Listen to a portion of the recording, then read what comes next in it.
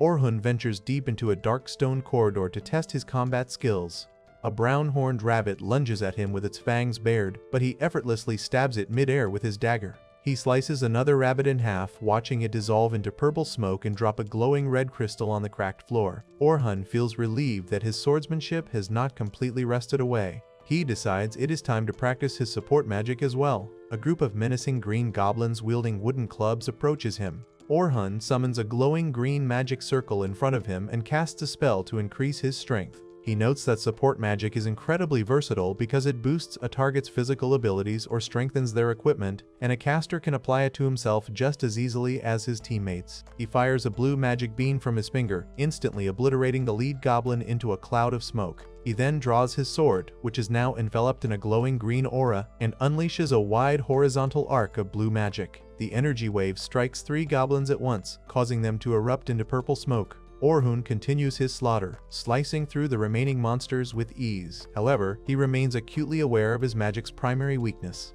Support magic has a strict time limit depending on the user's innate magic resistance. For Orhun, his strength buff lasts exactly 180 seconds. He keeps a close eye on an internal digital timer ticking down in his mind. The moment the timer hits exactly 3 minutes, the buff expires. Without missing a beat, Orhun instantly reactivates the green magic circle and casts the strength spell again while mid-swing. He acknowledges that most enchanters struggle to recast spells while actively fighting in close combat, but he has trained himself to do both simultaneously. After wiping out the last goblin, Orhun lowers his sword and reflects on the bitter events that led him to this solo training session. Just yesterday, his life was completely turned upside down. His childhood friends and longtime comrades from the Elite Heroes party called him into a study room. Oliver, the party leader dressed in silverplate armor, delivered the crushing news that Orhun was being kicked out of the group. Another party member named Derek, wearing red and white armor, bluntly told Orhun that he simply was not strong enough to keep up with them anymore. The Heroes Party had achieved S-rank status in just a few years and conquered the deepest floors of the Southern Great Dungeon, but they recently realized they were lacking proper support. During a massive joint raid the previous month, they saw how incredibly powerful the enchanters from other S-rank parties were. Compared to them, Orhun's support magic seemed pitifully weak. Orhun desperately tried to defend himself. He reminded his friends that he was originally a swordsman. He only converted to the enchanter class because Oliver was better with a blade, and the party desperately needed someone to handle support magic. Orhun even went out of his way to invent his own original magic spells to compensate for his lack of natural enchanting talent, which kept them all alive in the deepest dungeon floors. Oliver ignored his pleas and coldly revealed that they had already found a much better replacement enchanter. Annalie, the party's witch, chimed in with her own insults. She claimed that Orhun's abilities in both sword fighting and magic were only average, making him a useless jack of all trades. She also complained that his bossy attitude constantly annoyed the rest of the group. Realizing that his childhood friends had completely turned their backs on him, Orhun accepted his fate. He thanked them for the past 8 years and walked out the door. Back in the present, Orhun stands in the dark dungeon corridor and vows to become a solo adventurer who is flawless at everything. He plans to perfect his unique hybrid style of swordsmanship and enchanting so that nobody will ever insult him by calling him a jack of all trades again. Orhun approaches a large glowing blue teleportation crystal and registers his progress so he can start from the 7th floor next time. He decides to call it a day and begins walking toward the exit. Suddenly, a panicked group of 4 adventurers sprints past him down the stone hallway. Orhun overhears them arguing loudly about their recent battle. They were overwhelmed by a massive horde of orcs and decided to flee. A blonde boy in the group is extremely distressed because they left a newly recruited girl behind to die. The party leader, a woman in a brown cloak, fiercely defends her decision. She claims there were too many enemies, and she had to prioritize the lives of her veteran friends over a rookie who just joined them today. Orhun initially decides to ignore them and keep walking. He knows firsthand how deeply it hurts when a party abandons you, but he figures it is not his problem. However, as the woman continues to make selfish excuses for leaving the girl to die, Orhun's anger boils over. He steps in front of the group and blocks their path. The cowardly adventurers tell him to back off, claiming they could not have saved the girl even if they stayed. Orhun violently grabs one of the men by the sleeve and throws him forcefully to the stone floor. He sternly orders the group to stop making pathetic excuses and demands to know the exact location where they abandoned their teammate. Meanwhile, deep in a dark, stone-walled tunnel, a young girl named Sophia Claudel is fighting for her life. Sophia has pinkish-red hair tied in twin tails and wears a dark school uniform adorned with a red gem. She cowers against a stone wall, crying in absolute terror as a massive horde of muscular, gray-skinned demons and dark-furred werewolves slowly surround her. The monsters wield crude, wooden clubs tipped with jagged stone shards and glare at her with glowing red eyes. Sophia desperately tries to fight back. She conjures a glowing green hexagonal magic circle and blasts the advancing demons with surges of magical energy and lightning. Her spells manage to knock a few of the monsters back, but the sheer number of enemies is completely overwhelming. Exhausted and terrified, tears stream down Sophia's face as she screams for someone to save her. Just as the monsters prepare to crush her, Orhun suddenly drops down from the ceiling and lands directly in front of her.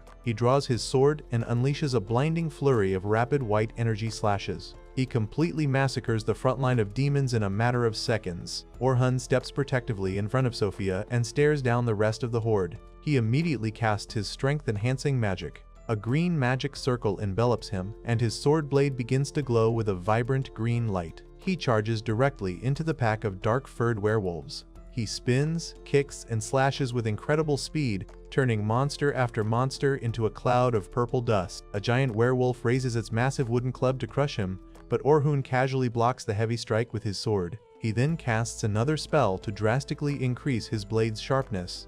With one swift motion, he slices completely through the monster's thick stone club and cuts the beast in half. Sophia watches the entire battle in absolute awe from the background. She holds her hands to her chest, completely amazed by Orhun's overwhelming strength. She wonders if he is a master swordsman or a high-level enchanter because she has never seen anyone fight with such an incredible combination of skills. Within moments, Orhun slaughters the entire horde, leaving the corridor completely empty except for a scattering of glowing red crystals. He calmly sheathes his sword and looks back to ask Sophia if she is okay. Overcome with immense relief, Sophia slumps against the stone wall and cries tears of joy. Orhun escorts her safely out of the dungeon. They emerge onto a misty dirt path surrounded by lush green trees just as the sun begins to set. Orhun tries to walk away and continue his journey, but Sophia frantically stops him. She bows deeply and formally introduces herself as a member of the Night Sky Silver Rabbits Guild. Orhun immediately recognizes the golden crescent moon and rabbit crest on her uniform. The Silver Rabbits are one of the most popular and powerful clans in the entire kingdom. Sophia blushes brightly and begs Orhun to let her treat him to dinner as a token of her gratitude. Orhun gets heavily flustered and insists that he did not save her to get a reward. However, Sophia looks up at him with such a pleading expression that he eventually caves in and agrees to go with her. Later that night, Sophia excitedly leads Orhun to a large timber-framed tavern decorated with the Silver Rabbit's emblem. Orhun realizes that the restaurant is entirely owned and operated by her guild. As soon as they step inside the bustling wooden dining hall, Sophia runs over to a long table where a red-haired woman is eating her meal. The woman is Selma Claudel, Sophia's older sister. Orhun instantly recognizes Selma. She is the leader of the Silver Rabbit's top S-rank party and is widely known as the most powerful enchanter on the entire continent. Selma is actually a legendary figure among adventurers because she invented the modern combat strategy of splitting a party into dedicated attackers, defenders, and supporters. Her revolutionary tactics changed how everyone explores dungeons. Ironically, Selma's massive success is the exact reason Orhun was forced to become an enchanter for the hero's party, which ultimately led to his banishment. Selma looks up from her meal and glares fiercely at Orhun. She immediately assumes that this strange older man is trying to date her 14-year-old sister. Selma's magical aura flares up aggressively, and she angrily threatens Orhun for preying on a child. Orhun frantically waves his hands and insists his intentions are completely pure. Sophia quickly jumps between them and yells at her sister to stop being rude to the man who just saved her life. Selma is stunned by this revelation. She realizes that Sophia secretly went into the dungeon completely alone without telling anyone in the clan. Selma heavily scolds her sister for being so reckless, especially right before their clan's major expedition. However, her anger subsides, and she sincerely thanks Orhun for protecting Sophia. Selma invites Orhun to sit at their table and offers him a drink. It turns out that Orhun and Selma are not complete strangers. They actually met and worked closely together during the massive joint raid last month. Selma was the lead enchanter for the entire raid, and Orhun acted as her primary assistant. Selma was incredibly impressed by Orhun's enchanting skills and his ability to coordinate support magic perfectly. Selma asks why a famous member of the hero's party is wandering around alone. Orhun sadly admits that he left his party yesterday. Hearing this, Selma immediately sees a golden opportunity. She asks Orhun to join the Silver Rabbits on a massive teaching expedition starting the very next morning.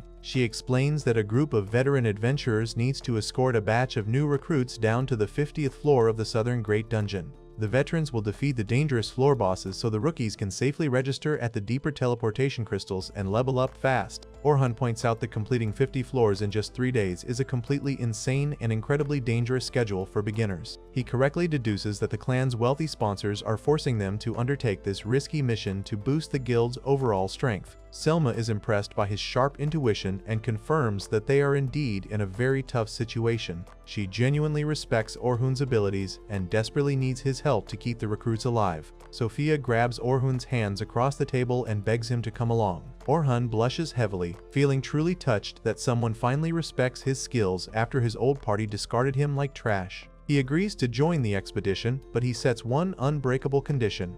He firmly tells Selma that he has officially converted back to being a swordsman, and he will only participate in the mission as a frontline fighter, not as a support enchanter. Selma is surprised that he would abandon his top-tier enchanting skills, but she agrees to his terms. She secretly assumes that if things get too dangerous in the dungeon, he will naturally switch back to his main job as an enchanter anyway. She tells him to meet them at the guild headquarters first thing in the morning. Later that night, Orhun stops by a local potion shop run by an elderly man with a long white beard. The shop is filled with shelves of colorful glass flasks and weapons. The old man serves Orhun a cup of coffee and warmly thanks him. He explains that back when Orhun was a top-ranked hero, he constantly recommended the shop to other adventurers, which brought in a ton of business. Orhun looks down sadly and admits that he was kicked out of the hero's party. He apologizes, saying he can no longer help advertise the store because nobody cares about the opinion of a banished jack-of-all-trades. The old man smiles kindly and tells Orhun that he is being ridiculous.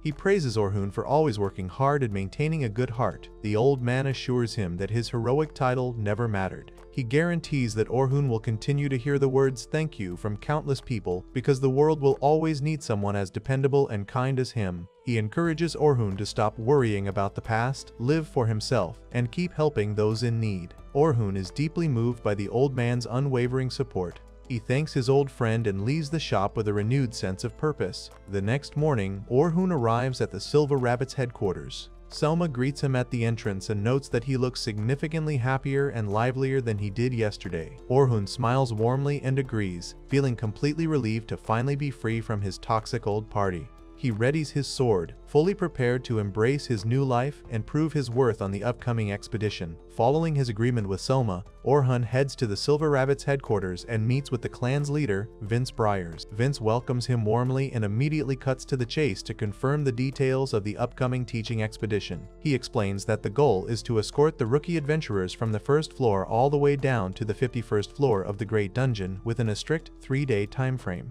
To break it down, they plan to reach floor 21 on the first day, floor 36 on the second day, and finally hit floor 51 on the third. Vince then shifts the conversation to Orhun's recent departure from the hero's party, stating that it is a massive loss for them. He praises Orhun's skills, noting that while his support magic might have slightly lower base effects than average, his casting speed is absolutely incredible, easily 4 times faster than Vince's own. On top of that, Orhun uses multiple original spells, and has a flawless ability to read the battlefield, predict enemy movements, and deploy support magic at the exact right moment. Vince believes that without Orhun, the hero's party will become significantly weaker, which opens up a perfect opportunity for the Silver Rabbits to reclaim their spot at the top of the rankings. Selma chimes in, agreeing that truly powerful enchanters like Orhun rarely get the credit they deserve because they don't stand out like frontline fighters do. Orhun then asks for more details about the expedition structure. Selma explains that there will be 10 parties of rookies handling the monster encounters on a rotation, while a group of 5 veteran escorts, including herself and Orhun, will step in if any dangerous anomalies occur. Orhun quickly points out a major flaw in this plan, noting that if they are pushing such an insane pace, they should ideally bring multiple high-ranking parties to minimize the risk to the beginners. Selma tries to brush it off by claiming that a little extra stress will help the rookies grow faster, but Orhun sees right through her excuse. He figures out that the clan has a hidden, desperate reason for needing to clear floor 51 so quickly, but he also knows they aren't going to share their internal clan secrets with an outsider. Deciding not to pry any further, Orhun formally accepts the job. Vince thanks him and offers a generous payment of 2 gold coins up front, promising an additional 10 gold coins upon the mission's successful completion. Orhun accepts the offer, acknowledging that the reward is equivalent to an entire year's worth of living expenses and shows just how highly they value his participation. The next morning, Orhun arrives at the entrance of the Great Dungeon, a massive cave opening surrounded by towering rock formation. He soon spots Selma and Sophia approaching him. Sophia is wearing the clan's official rookie uniform, and Orhun politely compliments her outfit, causing her to blush deeply and thank him. Selma immediately jumps in and teases Orhun, asking if he knows how to flatter ladies because he has a girlfriend. Orhun gets slightly flustered and denies it, explaining that since he lived in the same mansion as the female members of the hero's party for years, he simply got used to talking to women naturally. Hearing this, Selma asks where he is currently living now that he has been kicked out. Orhun tells them he is staying at a local inn until he can find a permanent place. Sophia asks about his living situation with too much enthusiasm, prompting Selma to panic and scold her sister for seemingly wanting to visit an older man's inn room. Orhun awkwardly laughs off the misunderstanding. Selma then points out that Orhun is standing quite far away from the rest of the group. He explains that, as an outsider, he doesn't want to make the rookies nervous before their big descent. Selma decides to use his presence to loosen the recruits up and tells Sophia to go join her assigned party. Once Sophia leaves, Selma introduces Orhun to the other 3 veteran escorts who will be joining them. He meets Anthem and Bernard, who are both heavy defenders, and Kathy, who serves as the group's healer. With Selma acting as the main enchanter, Orhun introduces himself strictly as a frontline attacker. He secretly finds the party composition a bit strange, wondering who would have filled the attacker role if he hadn't shown up. Unbeknownst to Orhun, Vince and Selma had a private discussion about this exact issue.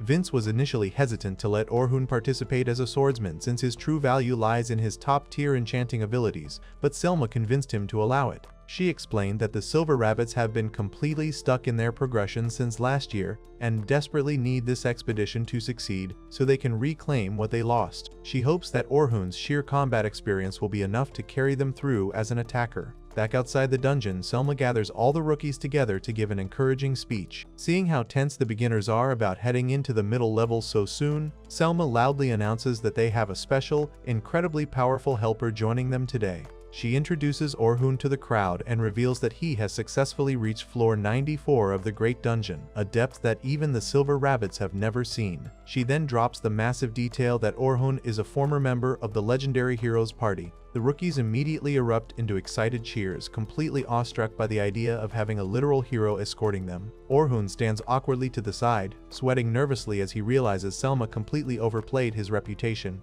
He only wanted the hero title to help advertise the old man's potion shop, and he heavily dreads the possibility of this sudden fame coming back to bite him later. Selma ignores his complaints and officially assigns him to escort Group 10, which consists of the clan's absolute best and most promising rookies. She tells Orhun that if he can teach them how to work together as a proper team, they will easily survive the middle floors. Orhun approaches his new squad and finds a 3-member party, which he immediately notes is incredibly small and dangerous for beginners.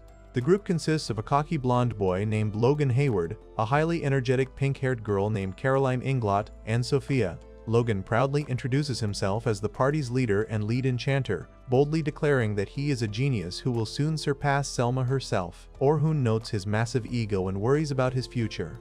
Next, Caroline introduces herself as a defender, but Orhun immediately points out that she isn't wearing any armor or carrying a shield. Caroline proudly explains that she is a dodge-type defender who refuses to let monsters touch her, choosing to rely entirely on her speed to get close and kill them quickly. Orhun knows that being a dodge type requires a massive amount of real combat experience, and he realizes Caroline completely ignored all advice from her teachers. Finally, Sophia introduces herself normally as a rear-line magic attacker, and Orhun feels a wave of relief at dealing with someone sensible. However, Logan and Caroline immediately start bickering loudly over leadership and tactics, confirming Orhun's fear that he has been strapped with a bunch of highly talented but completely uncooperative problem children. The massive group finally begins their descent into the dark, rocky caverns of the Great Dungeon. As they walk through the dimly lit tunnels, Caroline relentlessly pesters Orhun, demanding to know why he left the famous hero's party. Orhun tries to ignore her, telling her it is absolutely none of her business.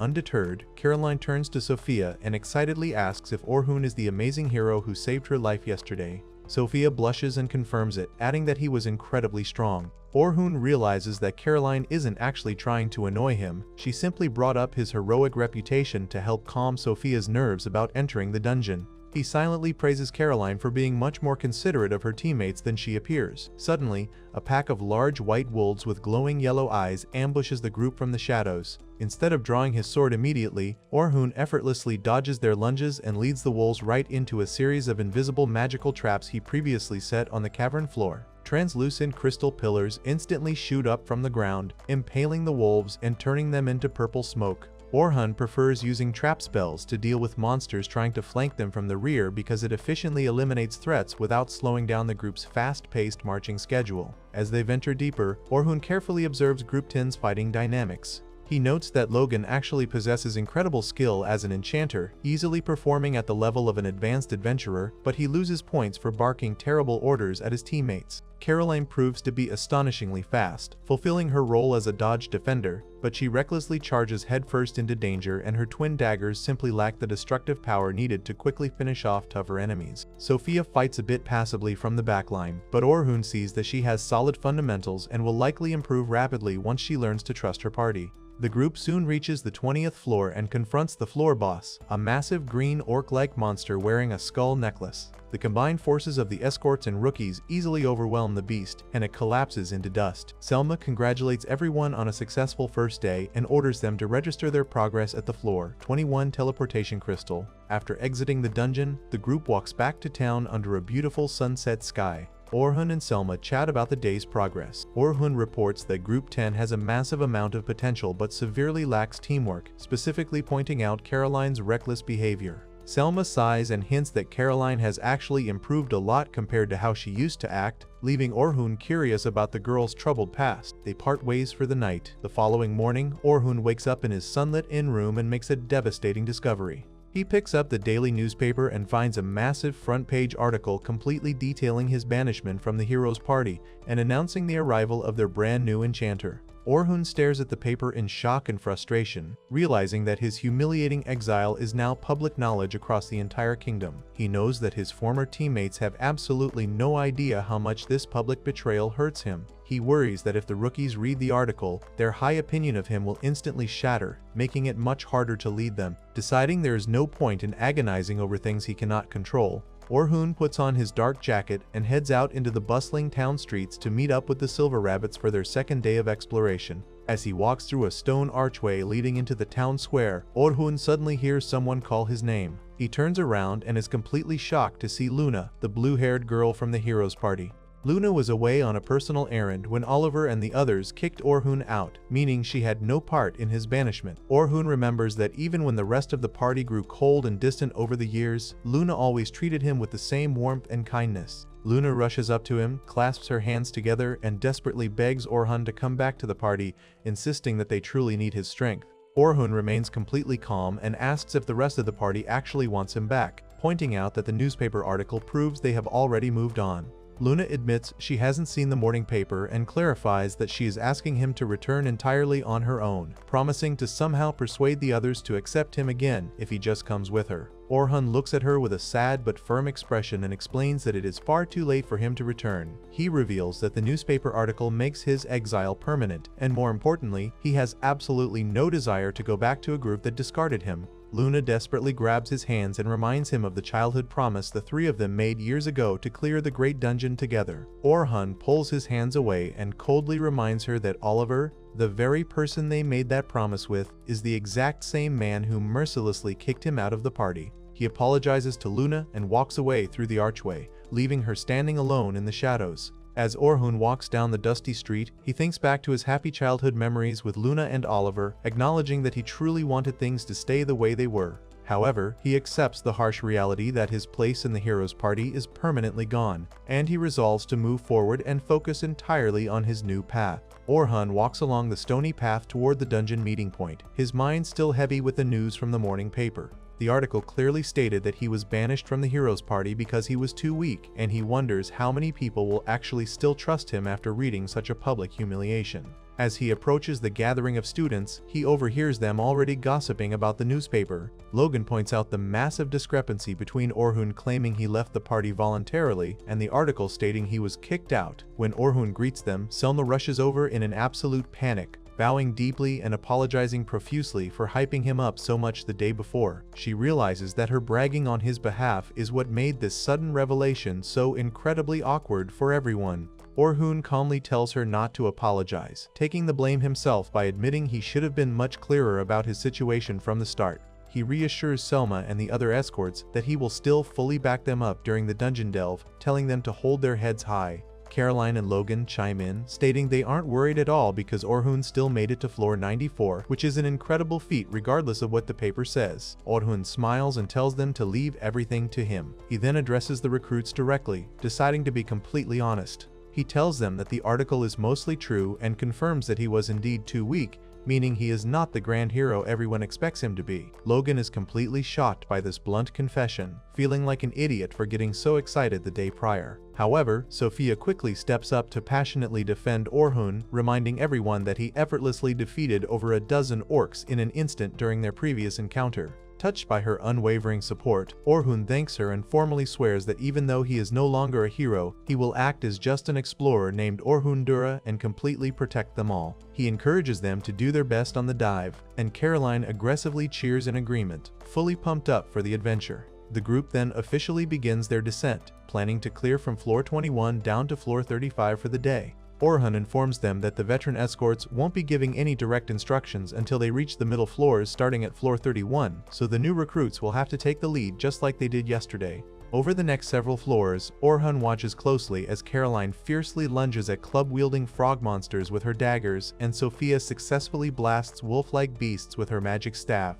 He frequently praises their efforts, feeling a deep sense of relief and satisfaction that they still fully believe in him despite the newspaper scandal. Eventually, they reach the 31st floor, and Orhun instantly shifts his demeanor, announcing that he will now be taking charge and issuing all the orders. He quickly senses a group of monsters ahead and commands Caroline to run forward to draw their attention. Caroline enthusiastically agrees and charges ahead to lure out a pack of green goblins and a massive, muscular, furry beast. Orhun then orders Sophia to take out the orcs in the back and tells Logan to apply his support magic to the team.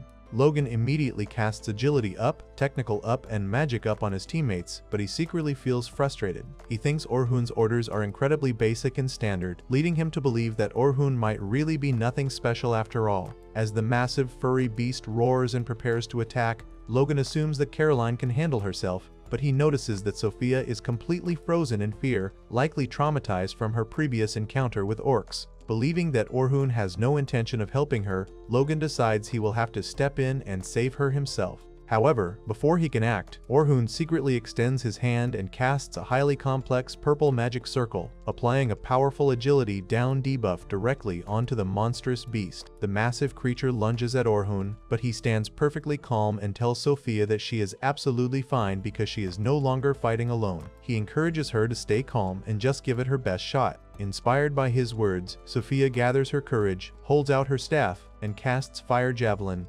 A massive, swirling vortex of bright orange flames erupts from her staff and strikes the beast directly in the chest, completely obliterating it in a blinding explosion. When the smoke clears, Orhun is genuinely shocked, admitting he had absolutely no idea she could use such advanced magic. Caroline leaps into the air and cheers wildly, and Orhun warmly praises both of them for an excellent attack. Logan watches the celebration with complete bewilderment, struggling to comprehend how Orhun easily cast a complex debuff on the monster and guided Sophia to use advanced magic. The group pushes deeper into the cavern and eventually reaches floor 35, where they are suddenly confronted by a giant purple death tarantula. Logan immediately panics, screaming that they aren't strong enough to fight such a massive creature. Unfazed, Orhun begins issuing rapid orders, telling Logan to cast Agility Up and Durable Up on Caroline and to refresh Sophia's Magic Up. Logan is annoyed, screaming that these are the exact same basic orders as always, but he complies. Caroline recklessly charges forward with her daggers, prompting Logan to yell that she will be at a massive disadvantage attacking from the front. Orhun calmly corrects her approach, instructing Caroline to jump over the spider and slash directly at its back. Caroline follows the order perfectly, leaping onto the spider and stabbing it, drawing its full attention. Orhun then orders Logan to purely focus on supporting Caroline's mobility and tells Sophia to pin the monster down. Sophia immediately casts Arrow Cutter, launching several sharp green wind blades that violently slice into the spider. The monster screeches in agony and completely vanishes into a thick cloud of dark smoke. Caroline cheers, assuming they have already won, but Orhun urgently yells that the fight is not over. He commands Logan to immediately cast Strength Up and Technical Up on Caroline. Before anyone can react, the spider reappears from the smoke and shoots a massive stream of thick white webs, completely cocooning Caroline and trapping her. Logan watches in horror, wondering if Orhun gave those specific orders because he predicted this exact trap. Orhun commands Caroline to use her newly boosted strength to cut through the webs with her daggers. Logan panics because he realizes his current magical limit only allows him to maintain 3 spells at once, meaning he cannot buff her any further. Anticipating this, Orhun steps in and casts his own Sharpness Up spell directly onto Caroline's blades. Surrounded by swirling energy, Caroline effortlessly slices through the thick webs and breaks free with a triumphant shout. With Caroline safe, Orhun orders Sophia to prepare a Rock Arrow spell while Logan refreshes her magic buff. Sophia summons a massive glowing golden magic circle, causing giant pointed boulders to detach from the cavern ceiling and rain down on the spider. The falling rocks completely crush the giant tarantula, reducing it to dust, while Orhun and Sophia shield themselves from the falling debris using a golden magic barrier. The girls excitedly cheer over their massive victory, and Orhun turns to specifically praise Logan, telling the boy that his impeccable support magic is the only reason their strategy worked. Logan is completely taken aback by the genuine compliment, opening his eyes wide and sincerely thanking Orhun. With the floor cleared, Orhun announces that it is time to head back to the surface. Later that evening, the group exits the dungeon as the sun sets. Selma gathers everyone and congratulates them on a successful run, firmly telling them to get plenty of rest so they will be fully prepared for their final day of the expedition tomorrow. Once the group is dismissed, Logan and another veteran escort approach Orhun and invite him to join them for dinner at a local tavern. Orhun gladly accepts the offer, happy that they don't seem bothered by his ruined reputation. At the tavern, they order a massive feast, and Logan tells Orhun to eat whatever he wants since they are paying. Logan tries to make small talk, assuming Orhun must have partied a lot while in the hero's party. Orhun politely corrects him, explaining that he handled all the errands and busy work, leaving him with almost no free time to have fun. His companions express genuine sympathy, noting that his hard work makes the cruel newspaper article even more unjustified. Orhun smiles, truly happy just to hear them say that. Meanwhile, in a separate conversation earlier that day, Logan talks privately with Caroline and Sophia about Orhun's fighting style. Logan asks the girls to describe exactly how Orhun saved Sophia a few days prior. Sophia explains that Orhun used an incredible wind blast and then powered up his sword with a sharpness buff. Caroline enthusiastically chimes in, noting that Orhun used that exact same sharpness buff on her daggers during the spider fight today. This completely confuses Logan, because Orhun had previously told him that he converted to being a frontline attacker after leaving his old party, yet he acted like the absolute perfect enchanter during today's entire dungeon run. As Logan pieces the information together, he realizes that he completely misunderstood Orhun from the start. He admits that when he first heard about the banishment, he was angry and felt like Orhun had betrayed his expectations. However, reflecting on the battles, Logan realizes that Orhun secretly cast an agility down debuff on the orc, a spell so incredibly difficult that even Selma rarely attempts it. Furthermore, during the fight with the Death Tarantula, Orhun perfectly read the flow of the battle, utilized the ideal combat formations, and knew the exact second Logan's buffs would wear off. Logan finally understands that Orhun was predicting the monster's attacks and giving flawless orders the entire time. Logan admits that Orhun is a true genius and is operating on a level far above his own. He wonders why someone with such incredible enchanting skills would ever convert to a frontline attacker, but the girls assure him that Orhun is incredibly strong with a sword too. Determined not to be left behind, Logan violently psychs himself up, vowing to steal every single tactic he can from Orhun in order to get stronger. Caroline notices his intense, scary expression and asks if he is tired. but Logan insists he is just getting fully prepared for tomorrow. The girls match his energy and enthusiastically psych themselves up as well. Back at the tavern table, Logan and his companion ask Orhun to explain his bizarre decision to switch from an enchanter back to a swordsman. Orhun explains that his grandfather was a legendary former explorer who once defeated a massive monster in their village with just a single sword strike. Seeing that amazing feat made Orhun want to be a swordsman more than anything else since he was a kid. Logan asks why he ever became an enchanter in the first place if he loved swords so much. Orhun explains that as the heroes' party ventured deeper into the lower floors of the dungeon, the monsters became significantly stronger and their exploration pace drastically dropped. Desperate to keep moving quickly, the party decided they needed a dedicated enchanter to buff their stats. Since Orhun was a versatile jack-of-all-trades who could easily learn any skill, the party forced him into the enchanter role for their own convenience. Logan suggests that since it got them all the way to floor 94, it must have been the right decision. Orhun firmly disagrees, stating it was a terrible way to handle the situation. He explains that instead of forcing a role swap, the party should have simply slowed their pace and focused on actually getting stronger. He confidently declares that because of their poor fundamental strategies, the heroes' party has absolutely zero chance of ever getting past floor 94. Logan is fascinated and asks Orhun what his ideal image of a swordsman is. Orhun smiles and describes his ultimate goal as becoming an amazing jack-of-all-trades swordsman who is strong enough to easily clear even the lowest dungeon floors completely on his own. Later that night, Caroline and Sophia are washing up together in the inn's bathroom.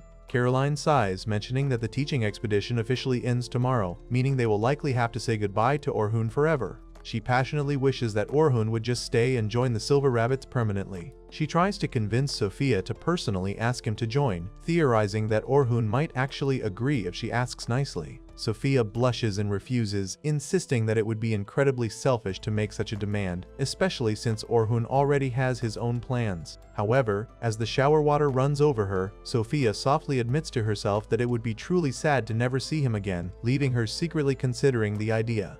The next morning, the sun shines brightly over the rocky canyon as Orhun and the massive group of students gather before the towering cave entrance, fully prepared to embark on their final and most dangerous descent into the great dungeon. Early the next morning, Orhun greets the Night Sky Silver Rabbits as they prepare for their final day in the dungeon. The girls are excited and ask Orhun if they can get a reward for successfully pulling off the expedition. Sophia blushes and hints that she wants something specific from Orhun, but before she can finish her thought, Orhun gets distracted by some passing students. The students gossip about the new heroes party heading into the deepest part of the dungeon to test out their teamwork on floor 92. Orhun listens to the rumor and quietly notes that testing a new party dynamic on such a deep floor is incredibly foolish, but he brushes it off since it is no longer his problem. Meanwhile, deep within the dungeon on floor 92, the heroes party begins their exploration. Oliver is acting incredibly arrogant and brags about how glad he is that Orhun is finally gone. He introduces their new enchanter, Philly, and tells her to impress them.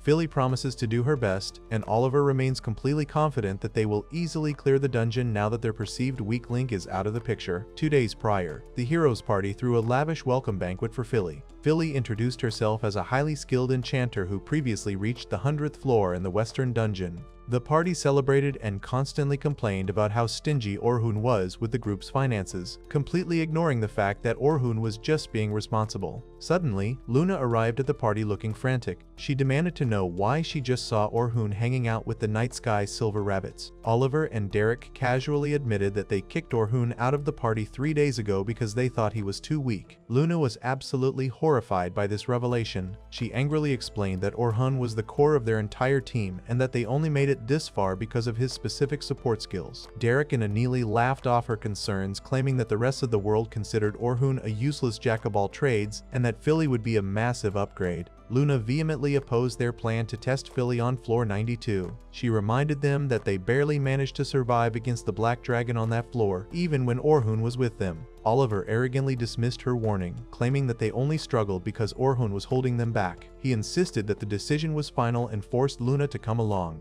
Back in the present, the heroes party completely struggles against a massive mammoth monster. Oliver swings his golden sword at the beast, but the blade simply bounces off its tusks. He complains that his weapon feels incredibly heavy and realizes that his physical buffs have already worn off. He yells at Philly to reapply her support magic, but Philly is completely overwhelmed. She frantically tries to cast her green magic circles while explaining that she still hasn't figured out their unique fighting styles. Oliver gets angry, recalling that Orhun figured out their combat flow within an hour on his first day. The mammoth attacks, firing a massive blue energy beam at Derek. Derek raises his large red shield to block it, but the impact easily blows him away. He crashes to the ground and angrily wonders why his defense is suddenly so weak. Annalie steps up and casts a fire bullet spell, but the resulting explosion is tiny and barely singes the mammoth's fur. The monster immediately retaliates by shooting twin energy beams at Annalie, blasting her across the cavern. Oliver screams at Philly to buff Annalie, but Philly cries out that she already cast the buffs. Nothing is working the way it usually does. Oliver tries to fight back, but 3 teal beams of light strike him, sending him flying backward. He demands that Philly analyze the monster's attack patterns and warn them, but Philly tearfully admits that she can barely keep up with casting her basic support spells. Oliver realizes that none of them can draw out their usual power. Luna watches the disastrous fight and coldly asks Oliver if he finally understands why they are so weak. Before Luna can explain the truth, a massive black dragon suddenly crashes down from the ceiling. Oliver is completely shocked because the black dragon is supposed to be locked entirely within the boss area. The dragon lands directly on the mammoth, instantly crushing it into purple dust. The sheer force of the dragon's landing creates a massive shockwave that blows Oliver and Derek backward. Luna immediately screams at the team to run away. Derek and Annalie refuse to retreat, arrogantly believing they can easily kill the dragon since they defeated it once before. Annalie quickly casts a massive fire javelin spell, but the explosion does absolutely no damage to the dragon. The beast simply ignores the flames and unleashes a circular burst of fire from its mouth. The massive fireball completely blasts Annalie and Derek, knocking them entirely out of the fight. Luna rushes over to heal them with her staff while Philly stands completely frozen in fear. Oliver realizes that they are about to be completely wiped out. The dragon opens its mouth and begins charging a devastating breath attack. Luna and Philly desperately combine their magic to create a green protective barrier to buy Oliver some time. Oliver activates his magical convergence and charges his sword with a brilliant yellow aura. He leaps into the air and unleashes his ultimate attack, Divine Flash, directly into the dragon's incoming breath blast. A massive explosion erupts in the cave, but Oliver's attack is completely overpowered. The blast sends Oliver tumbling through the air, and he crashes hard against the rocky floor. Defeated and terrified, Oliver asks Luna what they should do. Luna pulls out a magical artifact called a Fickle Gate. She explains that it is an emergency escape item that will forcibly teleport them to a random boss room somewhere in the dungeon. She warns that they will have to immediately fight another boss, but it is better than dying to the black dragon. Oliver agrees, and Luna shatters the vial on the ground, creating a massive purple portal. The team quickly jumps into the gate just as the dragon lunges at them. However, the portal rapidly expands and the black dragon dives into the gate right behind them.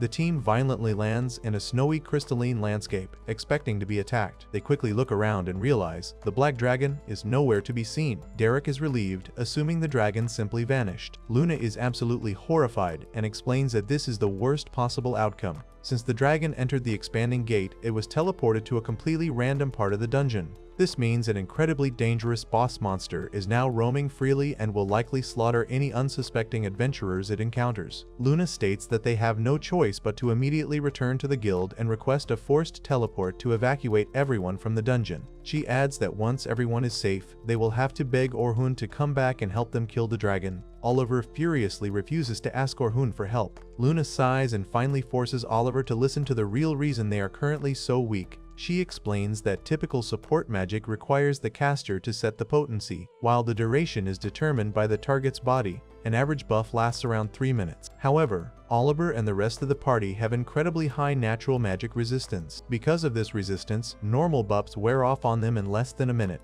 Philly is actually a very talented enchanter, but she simply cannot overcome their body's natural rejection of her magic. Orhun fully understood this limitation. Luna reveals that Orhun knew he lacked raw magical power, so he spent all his time secretly developing original magic to compensate. Instead of just buffing their bodies, Orhun cast highly complex spells directly onto their weapons and armor so the buffs wouldn't vanish. More importantly, Orhun's original magic amplified their attacks by over 50 times. Luna reminds them that even an elite enchanter like Selma from the Silver Rabbits can only amplify an attack by 10 times. Oliver and Anneli are completely shocked to learn that their ultimate attacks only worked because Orhun was multiplying their damage by 50. Luna ruthlessly points out that Oliver became completely arrogant because of this hidden support. He wrongly assumed that his devastating sword strikes and Anneli's massive explosions were the result of their own natural talent. Because they felt so powerful, they got lazy and completely stopped spending time gathering their own magical energy. Oliver's divine flash failed against the dragon because he barely charged any of his own mana, relying entirely on a 50 times multiplier that no longer existed.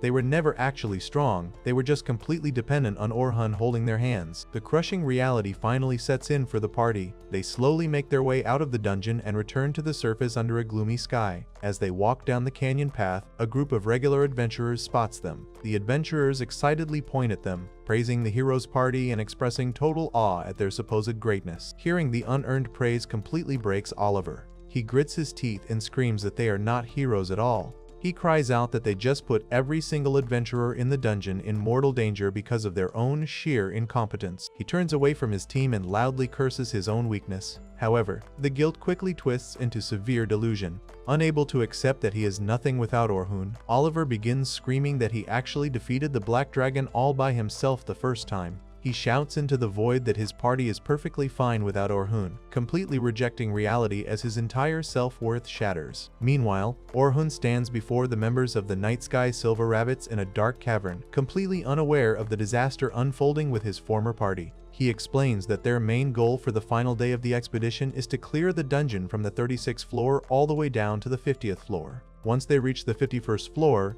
they plan to use their teleportation crystals to head back to the surface and call it a day. The young recruits, including the pink-haired defender Caroline, the blonde boy Logan, and the red-haired girl Sophia, are all incredibly eager to do their best. Orhun reminds the group of their strategy, stating that the experienced chaperones will handle any powerful monsters the new recruits cannot manage, and everyone will join forces for the major boss fights. The plan seems simple enough, but Orhun suddenly gets a terrible feeling in his gut. He senses an ominous presence lurking somewhere within the Great Dungeon today, though he cannot quite figure out what is causing this overwhelming dread.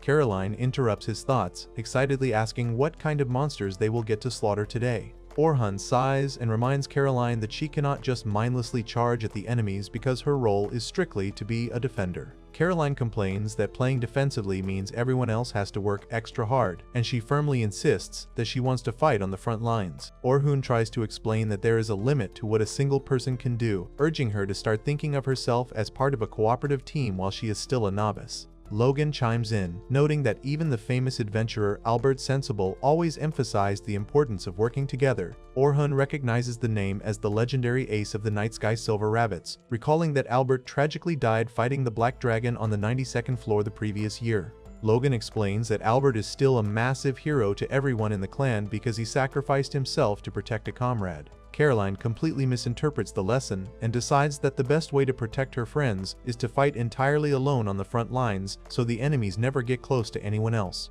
Sophia looks worried about Caroline's reckless mindset, and Orhun realizes he needs to properly guide her before she gets herself killed. A bit later, the group reaches the 36th floor, which is a massive cavern filled with stalagmites. Selma, the red-haired clan leader and Sophia's older sister, approaches Orhun and notes that the rookies have really taken a liking to him. Orhun admits he was worried they would reject him after a negative newspaper article, but he is glad they accept his presence. Selma asks Orhun to look after Logan and Caroline since they can be a handful despite their bright futures. They briefly discuss Albert's death, and Selma admits that his loss was a devastating blow to the clan, allowing the heroes' party to overtake them in conquering the Great Dungeon. She confesses that they are still struggling to fill the massive hole Albert left behind. Orhun playfully suggests she just needs to find someone good to replace him. Selma smirks and tells Orhun that they do not need another enchanter since they already have the best one on the continent, but she is very interested in seeing his skills as a swordsman during the upcoming floor boss battle.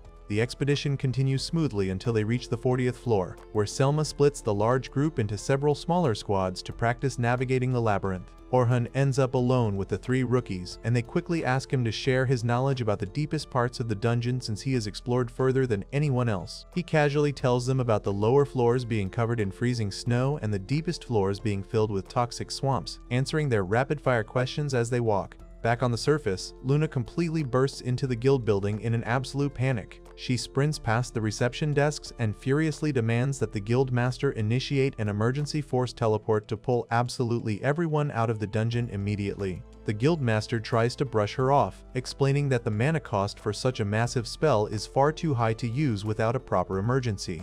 Luna screams that the black dragon from the 92nd floor has escaped through a fickle gate and is now roaming entirely at random somewhere in the dungeon. The guildmaster and the surrounding adventurers are completely shocked to learn that a floor boss can use magic items to teleport. Luna desperately explains that the dragon could appear anywhere at any moment, and the unsuspecting adventurers inside have absolutely no idea they are in mortal danger. Meanwhile, Orhun and the rookies notice that the 40th floor is completely devoid of monsters. Orhun realizes this eerily quiet atmosphere is the exact source of his bad feeling from earlier, figuring out that all the regular monsters are probably hiding because they are terrified of something much stronger. Suddenly, a blue-skinned azure goblin leaps out of the shadows. Caroline immediately disobeys orders and charges straight at the goblin with her curved blade. Orhun quickly casts a debuff spell to drastically lower the goblin's agility, allowing Caroline to easily slice it to pieces. She celebrates her quick victory, but Orhun angrily scolds her for running off on her own. He explains that azure goblins are incredibly fast, and if he had not slowed it down, she would have been seriously injured.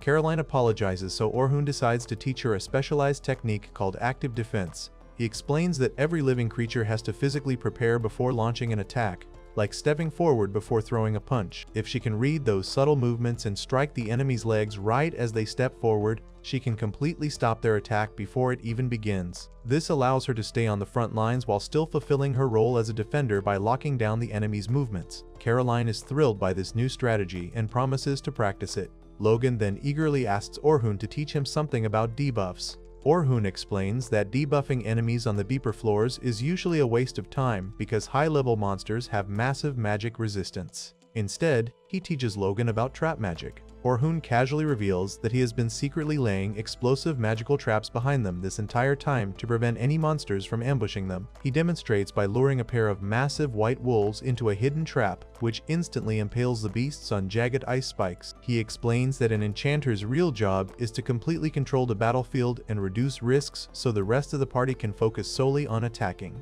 Logan is absolutely mesmerized and realizes this is exactly the kind of smart enchanter he wants to become. Next, Sophia shyly asks what she needs to learn to improve her magic. Orhun tells her she needs to master parallel construction, which is the ability to cast 2 or more spells at the exact same time.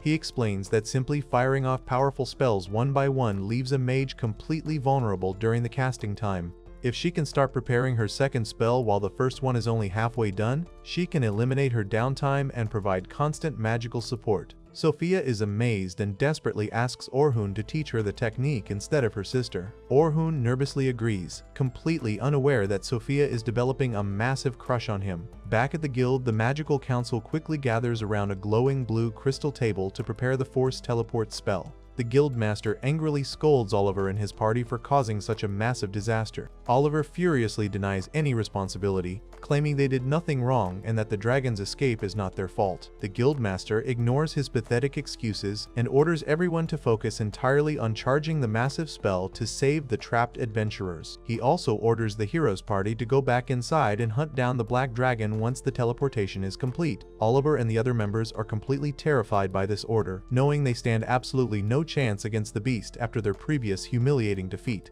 Luna simply accepts the command, knowing they have to rely on Orhun to fix their mess, and tells the guildmaster they will head out immediately. Meanwhile, Luna desperately leads the remaining members of the heroes' party through the forest toward the dungeon entrance. Oliver stubbornly asks why she demanded the guildmaster pull out the people on the middle floors first. Luna furiously explains that they specifically need to save Orhun because he is currently exploring those exact floors. Oliver gets angry and asks what that useless jack-of-all-trades has to do with anything. Luna snaps back, brutally stating that they are currently the weakest party in the entire world without his buffs, and it is entirely up to Orhun whether they survive the upcoming fight with the dragon. Deep in the dungeon, Orhun and the rookies regroup with Selma and the other senior members to take on a massive, four-armed blue giant. Orhun tells the rookies to stay back and watch how an advanced party operates. During the fight, Orhun flawlessly uses the active defense technique he just taught Caroline, perfectly predicting the giant's movements and striking its legs to lock it in place. Because the monster cannot move, Selma easily uses her parallel construction to cast multiple destructive spells at once, completely obliterating the giant in a matter of seconds. The rookies are absolutely blown away by the incredible teamwork and lack of wasted movements, feeling more inspired than ever to become top-tier adventurers.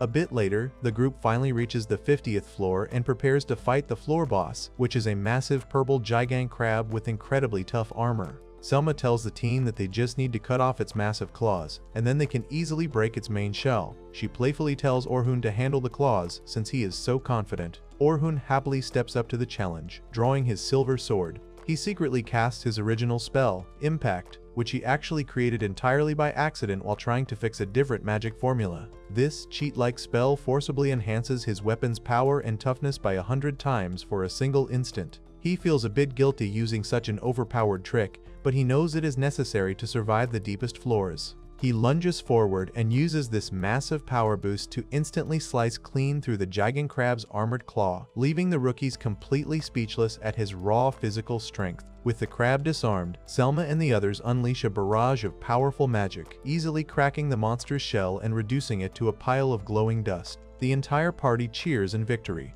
thrilled that they successfully cleared the dungeon all the way to the 50th floor without any major casualties. Selma congratulates everyone on their hard work over the past 3 days and announces that it is finally time to head home. Orhun crosses his arms and smiles, feeling completely satisfied that his job as a temporary escort is done. He happily chats with Caroline, Sophia, and Logan, relieved that the expedition went off without a hitch. However, right at that exact moment, the dark rocky ceiling above them suddenly shatters like fragile glass. A massive tear in space opens up, and shimmering purple light spills into the cavern. Before anyone can react, the terrifying black dragon crashes down through the portal, letting out a deafening roar that shakes the entire floor. Caroline, Sophia, and the rest of the Night Sky Silver Rabbits are completely frozen in absolute terror at the sight of the legendary beast that killed their former ace. Orhun stares up at the massive monster with a completely shocked and horrified expression, unable to comprehend how the most dangerous boss in the dungeon just bypassed 50 floors to land right in front of them.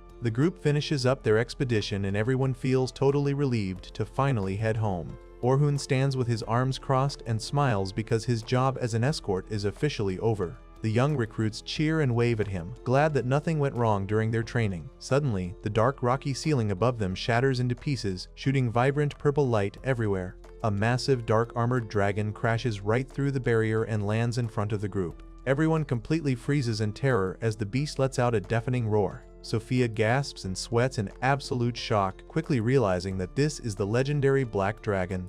The rookies panic and scream because this monster is a ruthless tyrant that normally lives on the 92nd floor, making it impossible for it to be here. Sophia tries to take command of the terrified students, but the dragon just looms over them with glowing yellow eyes. Orhun quickly tries to figure out a survival plan for the group. He notes that the regular boss of this floor is already dead, meaning they just need to sneak past the dragon and reach the teleportation crystal to escape. He briefly considers running away alone, knowing that the monster will likely focus on the large crowd of students and let him slip by. However, he immediately rejects the cowardly thought. He clenches his fist and vows to fight the Black Dragon himself because his main job is to ensure the new adventurers make it back alive. He draws his silver sword and accepts that buying time won't work, meaning he has to actually defeat the beast to save everyone. Orhun shouts at the chaperones to do whatever it takes to protect the rookies and orders them to take a defensive posture.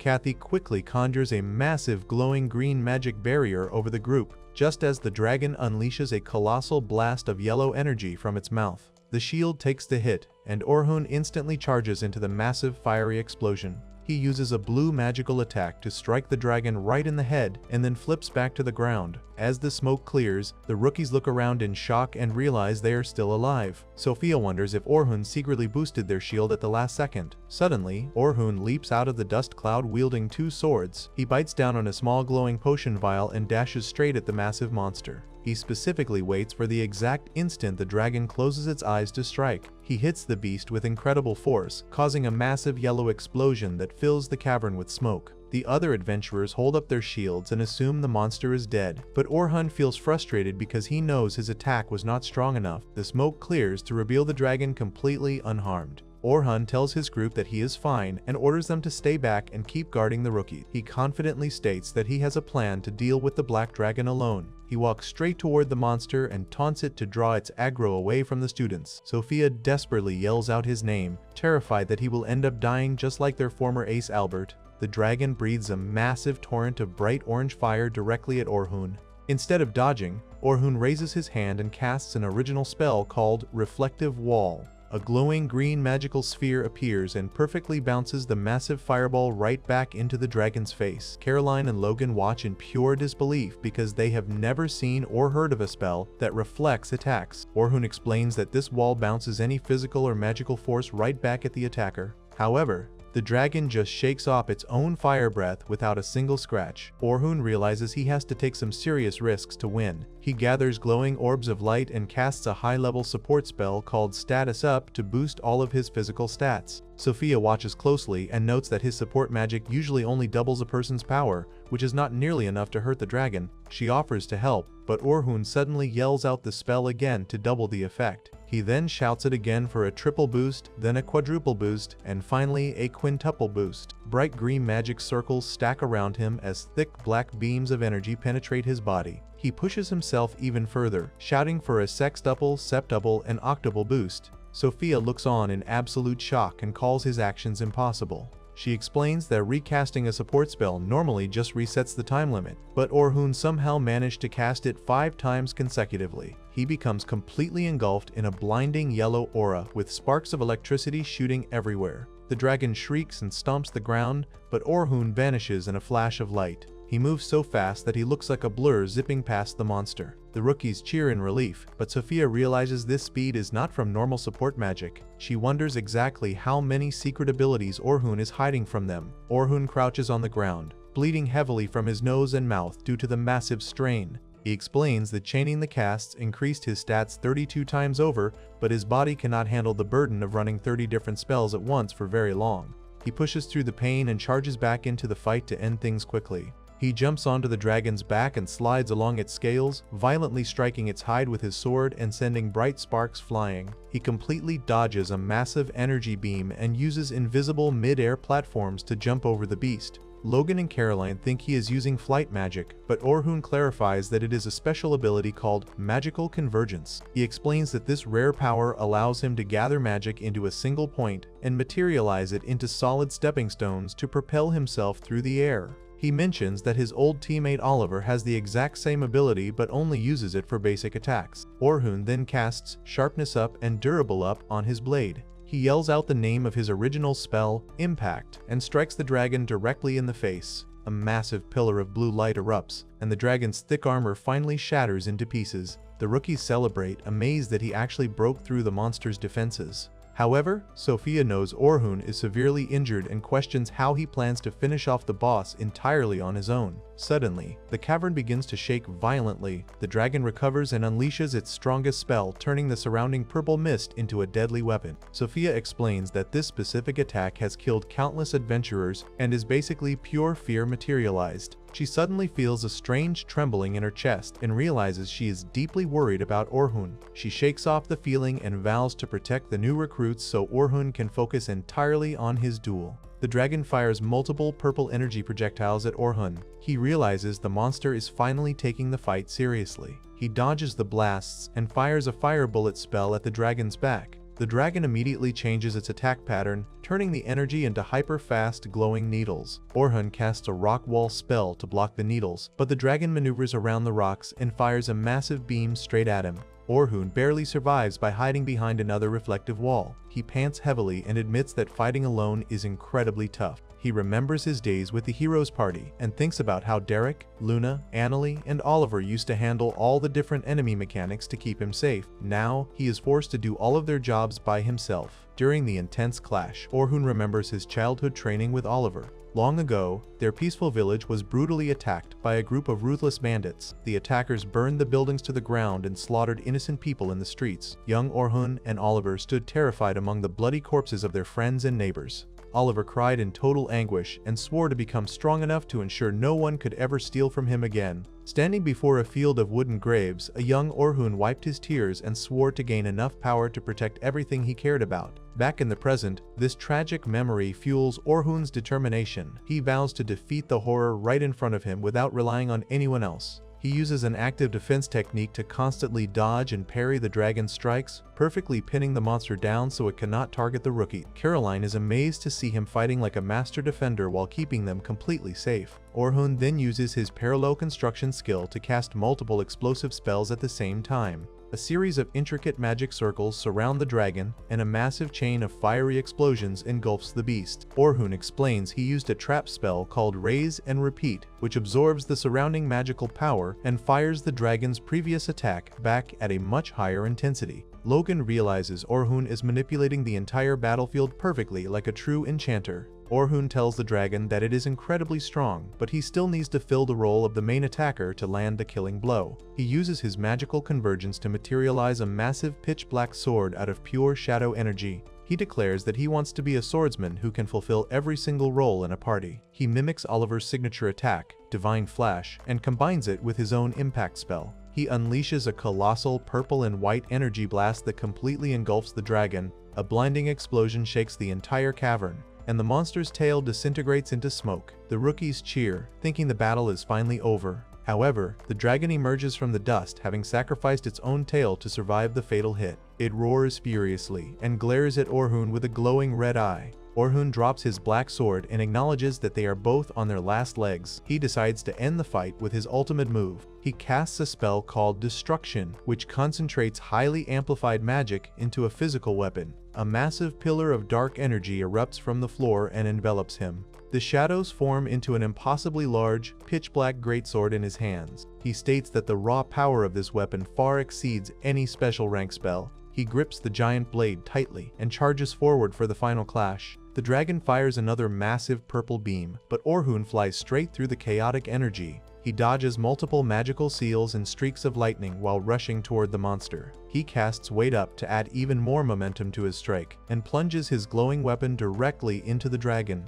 He yells out his impact spell one last time, and triggers a colossal explosion of red, white, and yellow light. The blinding blast shatters the dragon completely, sending its massive body crashing into the rocky floor. The beast quickly dissolves into thick clouds of purple smoke, signaling its permanent defeat. The young adventurers stare in absolute shock and awe at the massive crater left behind. Orhun stands victorious in the smoke-filled cavern, leaning heavily on his giant sword while panting for breath. Sophia starts crying tears of joy, completely overwhelmed with relief that he survived. Orhun gives a soft, exhausted smile before his legs finally give out. He collapses toward the ground, but Caroline quickly rushes out of the magic barrier and catches him. The rest of the team runs over and cheers wildly, celebrating their incredible victory over the Black Dragon. The teleportation light suddenly engulfs everyone and transports the entire group out of the dungeon to a rocky canyon. The students and chaperones look around in complete confusion before realizing they were force teleported because the Black Dragon was actually defeated.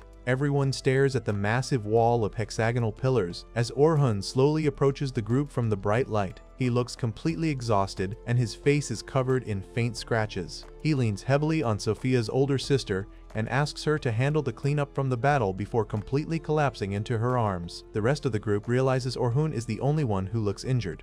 They piece things together and stare in absolute shock, finally understanding that Orhun actually fought and defeated the legendary monster all by himself. Suddenly, Derek storms over and confronts Orhun. The blonde knight is completely furious and refuses to believe that Orhun beat the beast alone. He starts screaming that it is impossible and demands an explanation. Sophia's older sister quickly steps in front of Orhun and firmly states that Orhun is clearly the one who won the fight. She tells Derek to stop acting out and to finally accept his own weakness. Derek gets even angrier and yells at her for always trying to boss them around before aggressively charging at her to start a fight. Sophia's older sister stays completely calm and calls out to her fairy companion, Pixie.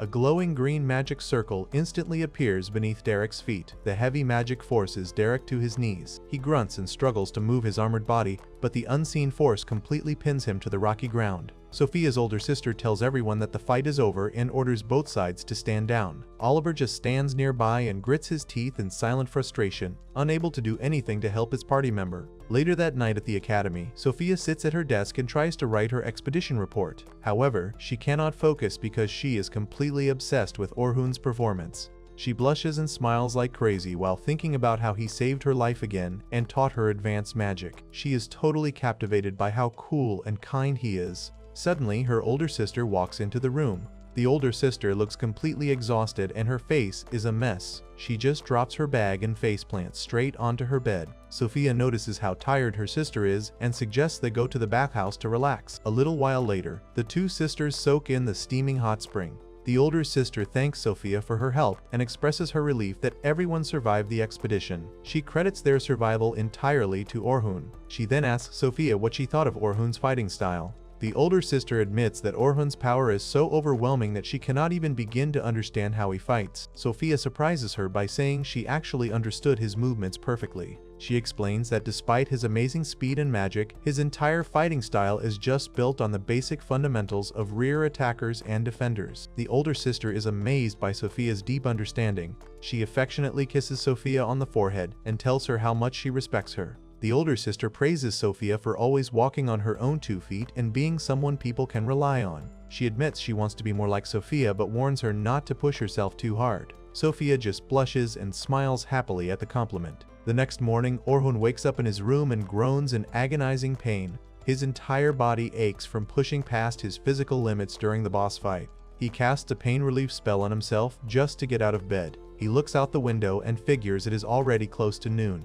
He feels lucky that he does not have any permanent damage after using so many stacked spells at once. Shortly after, Selma stops by his room for a visit. They sit down at his wooden table with some drinks, and Selma formally thanks him for saving her and the new recruits during the expedition. She bows her head, but Orhun quickly tells her to stop bowing because he does not care about formal positions. Selma then gets down to business and asks Orhun to come with her to the clan headquarters because her leader specifically wants to meet him. Orhun agrees to go since he has nothing else planned for the day. They head over to a massive stone building surrounded by lush trees and dark flags. Inside a richly decorated office, Orhun meets Vince, the leader of the Night Sky Silver Rabbits. Vince does not waste any time and formally invites Orhun to join their clan as a frontline attacker for their strongest team, Unit 1. On top of that, Vince offers to make Orhun a lieutenant right away. Orhun is totally caught off guard by the offer and points out that he is far too young for a leadership role. Vince completely dismisses that concern, stating that Orhun has more than enough power and experience to handle it. Selma agrees and adds that Orhun is incredibly hardworking and educated. She smiles and says she really wants to work alongside him to support their clan. Orhun admits that anyone else would jump at this massive opportunity without a second thought. However, his past experiences make him hesitant, so he politely asks them for some time to think it over. Vince completely understands and tells him to take all the time he needs. Before Orhun leaves, Vince mentions that the Adventurers Guild also wants to speak with him. Orhun heads back into town and walks past the busy markets. He feels exhausted just thinking about all the drama waiting for him and stops by an old potion shop to talk to the elderly shopkeeper. Orhun complains about the guild meeting and then brings up the clan offer. He admits that the Silver Rabbits clearly respect his skills, but he is terrified of joining another party. He tells the old man that he is afraid of being used and thrown away again, just like his old teammates did to him. The shopkeeper laughs a little and says it is nice to see Orhun acting like a normal kid for once, instead of always pretending to be a mature adult. The old man then gives him some serious advice, explaining that getting used by others is not always a bad thing. He believes that relying on each other and making up for each other's weaknesses is exactly how people grow stronger. He encourages Orhun to think deeply about the offer before completely shutting it down. Orhun leaves the shop and heads straight to the Adventurers Guild. He walks into a grand wood-paneled room and finds himself right in the middle of a tense meeting. The Guildmaster is currently interrogating Oliver and his entire party about the dungeon incident. The Guildmaster demands to know why Oliver took a brand new enchanter straight to the dangerous 90th floors. Suspecting Oliver only did it because he assumed it would be easy, Orhun speaks up and agrees with the Guildmaster. Derek and the Witch Girl immediately start mocking Orhun. They arrogantly claim that they did all the hard work weakening the Black Dragon, and Orhun just got incredibly lucky to land the final blow. Orhun completely ignores their insults and tells them to shut their mouths because they are entirely irrelevant to the real issue. Orhun turns his full attention to Oliver and reminds him that he warned him countless times about diving too deep before the party was actually ready. He brings up several past incidents where party members almost died on the lower floors because of Oliver's reckless decisions. Oliver gets defensive and argues that this is exactly why he fired Orhun and hired a new enchanter. Oliver claims that since the new enchanter has stronger support magic, they should have been perfectly fine.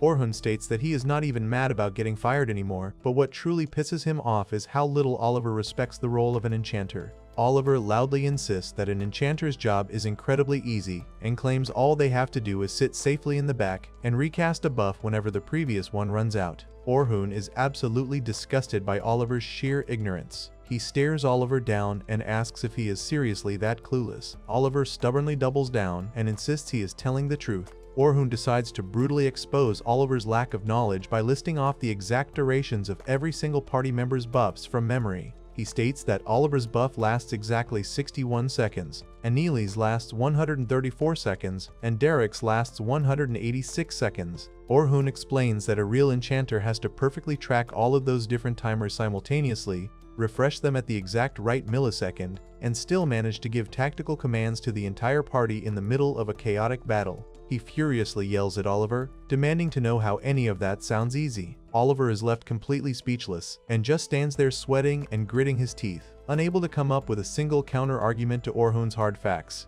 Meanwhile, back at the academy, Sophia walks down the hallway with her pink-haired friend and her blonde friend. They are busy discussing Orhun's future, and the blonde boy asks if anyone thinks Orhun will actually join the Night Sky Silver Rabbits. The pink-haired girl is super excited about the idea and suggests they all go find Orhun to beg him to join. However, Sophia looks a bit sad and walks out to the garden to sit on a bench. She tells her friends that she really wants Orhun to join them, but she feels like he does not need them at all. She remembers watching Orhun fight the dragon and realizing just how massive the power gap between them is. She even recalls her own magic failing her during the battle, and honestly believes that at their current level, they will only ever slow Orhun down and get in his way. Her friends refuse to accept that negative mindset. The blonde boy confidently states that just being around someone as strong as Orhun will help them figure out what they need to learn. The pink-haired girl cheers and agrees, saying that having Orhun teach them is the best way to get stronger. Sophia listens to her friends and slowly realizes she is overthinking things. She decides to stop feeling sorry for herself and agrees to use this as an opportunity to grow. She tells her friends that Orhun is currently at the Adventurers Guild, and the group immediately sprints off toward the city to track him down. Orhun finishes his meeting and walks down the street feeling totally drained. Suddenly, he spots Sophia and her friends running toward him. He immediately realizes they are going to ask him to join the clan, and since he still hasn't made up his mind, he decides to just avoid the awkward conversation entirely. He turns around and takes off running into an alleyway. Sophia's friends spot him and start yelling his name, chasing right after him. Orhun feels the lingering pain from his injuries but forces himself to keep moving. He uses his dark magic to create floating platforms in the air and parkours his way up to the rooftops. He watches from a high ledge as the kids run around the street looking for him. Once the coast is clear, he sighs in relief and heads back to the potion shop. The old shopkeeper immediately calls him out on his behavior and notices that Orhun actually looked like he was having fun running away from the kids. He tells Orhun that he knows he is desperately looking for a place to belong and softly suggests that Orhun does not have to be alone anymore and can finally find his place alongside others. Later that night, Orhun takes a walk to clear his head and wanders out into a massive, grassy field on a hill just outside the city.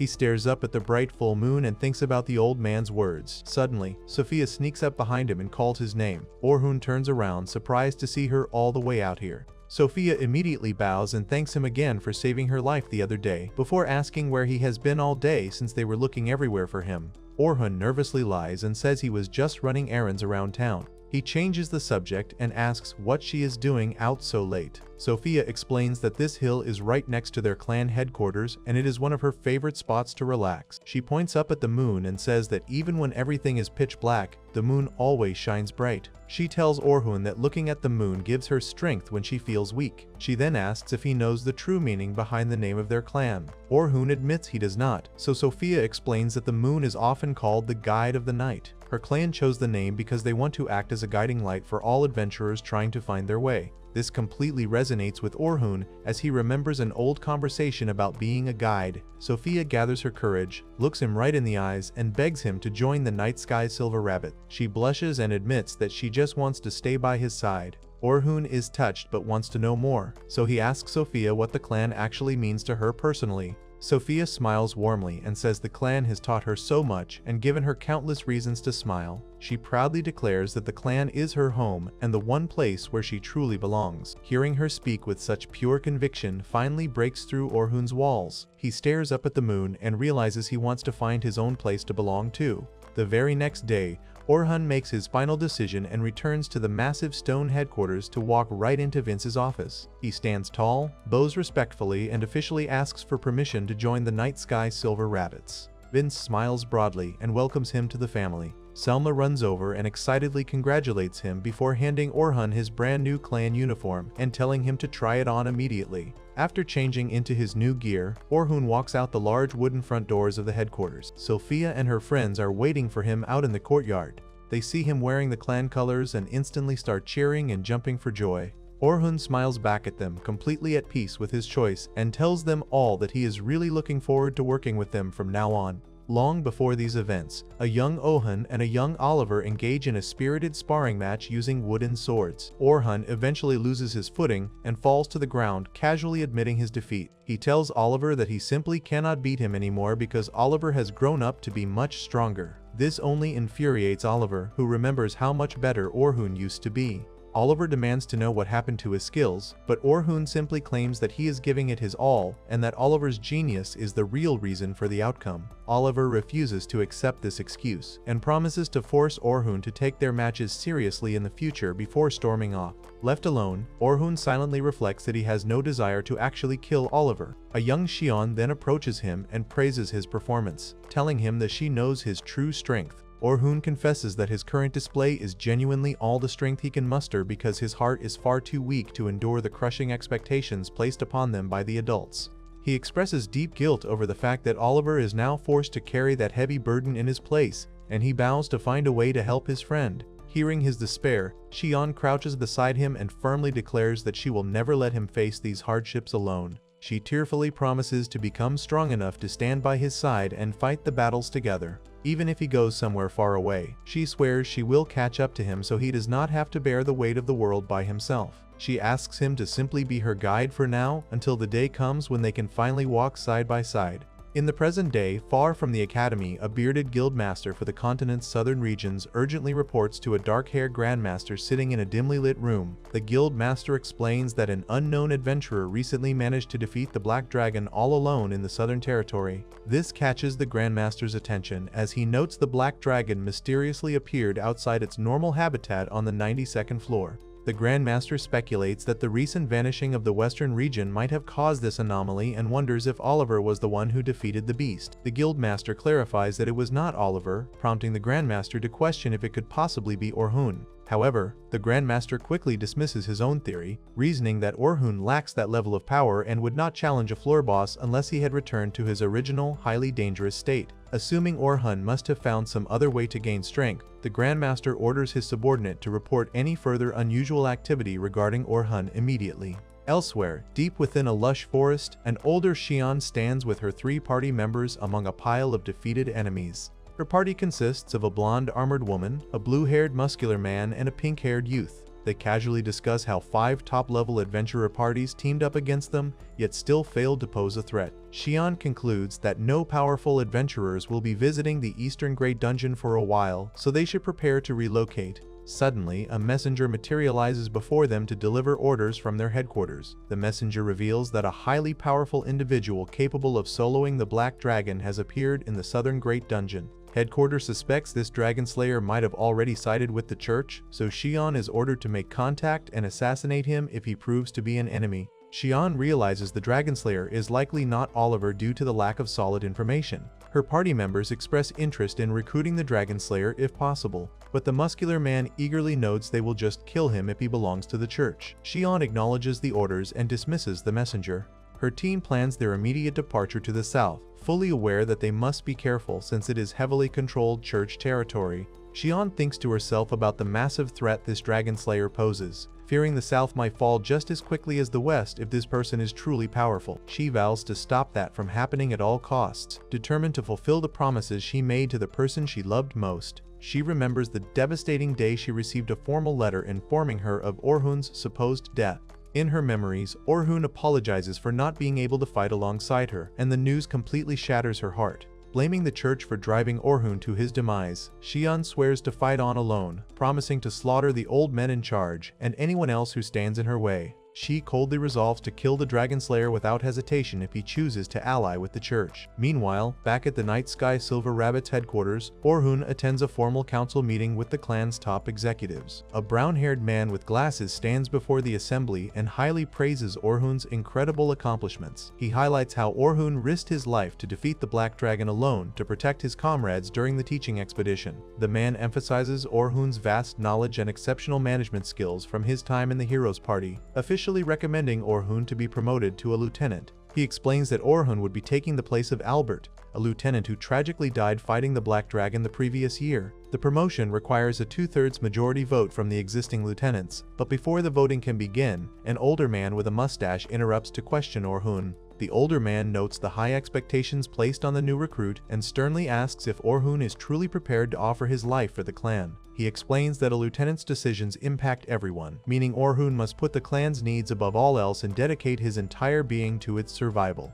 Orhun firmly states that he understands the responsibility, but he completely refuses to offer his life for the clan.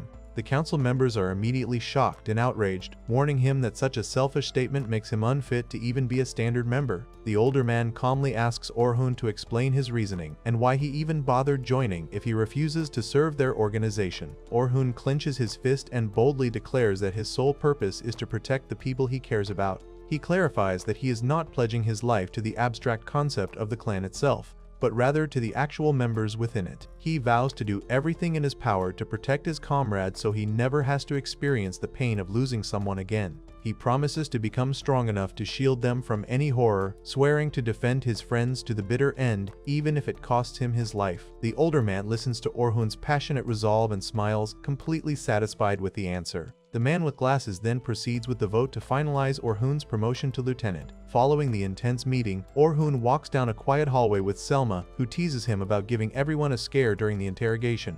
They are quickly approached by a short-haired girl named Estella from the Adventure Management Division. Estella enthusiastically asks the newly appointed lieutenant for a favor, wanting him to train a brand new party. Selma chimes in and begs him to accept the request as well. Orhun hesitates, worried that teaching recruits might interfere with his primary duties in Unit 1. Selma reassures him that the clan strictly forbids members from staying in the Great Dungeon for more than 3 days at a time, ensuring he will have far more free time here than he ever did in the Heroes Party. Relieved by the generous schedule, Orhun agrees to take on the teaching role, and Estella happily promises to send over the necessary training materials. Selma then leads Orhun into a meeting room to officially introduce him to the rest of Unit 1. A black-haired girl named Rain eagerly jumps up first, introducing herself as a 24-year-old mage and playfully telling Orhun to rely on his big sister. Orhun catches her off guard by making a sarcastic comment about her maturity, completely flustering her. Next, a blonde-haired girl introduces herself as Lucretia, an 18-year-old healer. A silver-haired young man then introduces himself as Wilkes, a 20-year-old defender who prefers to go by Will. Selma rounds out the group by reintroducing herself as the party's leader and enchanter. Finally, Orhun formally introduces himself as their new 18-year-old frontline attacker, promising to do his best to fill Albert's shoes and catch up to their level of teamwork. Lucretia quickly tells Orhun to drop the stiff formalities so they can communicate more easily as a team. Selma then asks Orhun to share the details of how he managed to defeat the Black Dragon alone so they can better understand his capabilities. Orhun openly reveals that his victory heavily relied on 2 unique original spells he created. He explains that his first spell, Impact, can miraculously multiply the effectiveness of equipment or magic up to 100 times. The group is absolutely stunned by this massive boost. Orhun then describes his second original spell, which allows him to repeatedly stack support magic on himself far beyond normal limits, noting he stacked buffs 32 times during the boss fight. The girls call his abilities completely unfair, but Orhun clarifies that he can only cast these stacked spells on himself.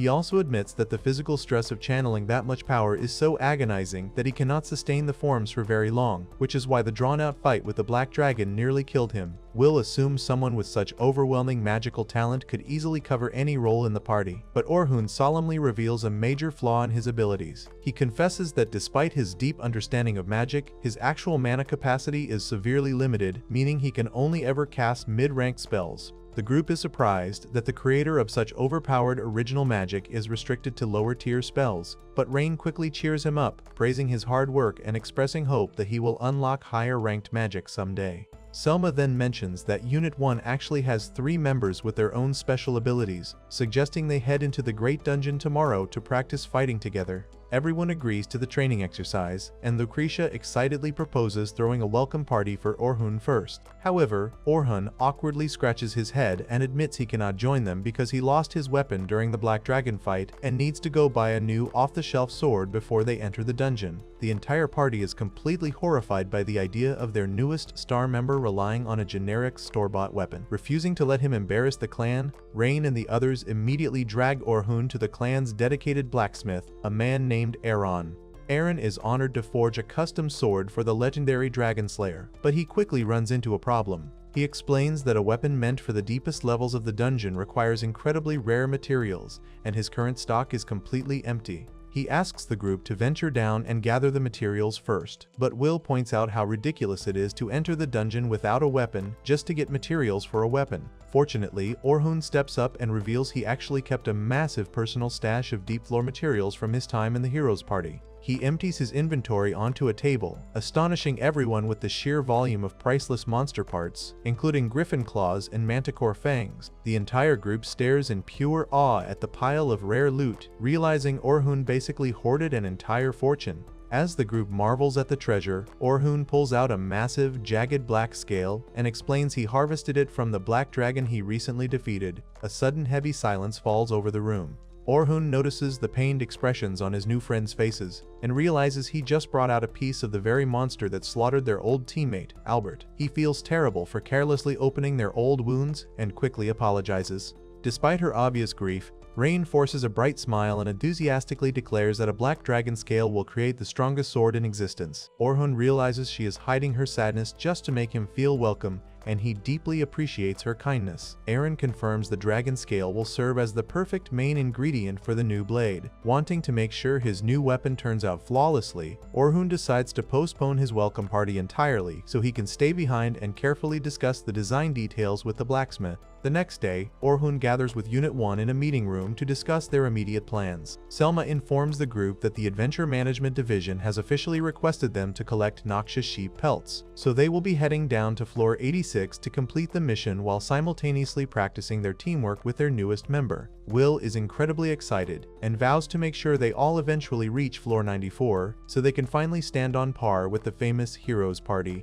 Soon after, the 5 adventurers arrive on the 86th floor, which surprisingly features a vast, lush green field under a bright blue sky rather than the usual dark caves found on the upper levels. Selma quickly goes over their combat strategy, assigning Will the crucial job of keeping the monster's attention while Rain attacks from the rear with her powerful magic. She instructs Lucre to join the offensive but reminds her to keep healing magic ready just in case things go wrong. Selma herself plans to stay back to cast buffs and issue commands, leaving Orhun to take the front line as their primary attacker. Orhun casually mentions that he could probably just defeat all the monsters by himself and offers to fight alone so he doesn't end up slowing the rest of the team down. However, Selma firmly insists that he stay integrated with the group, pointing out that they will never learn how to properly work alongside him if he just runs off on his own. Just as they finalize their plan, Selma senses danger and loudly shouts a warning. A massive, glowing red fireball suddenly hurtles toward them out of nowhere, forcing the entire party to sprint across the grassy field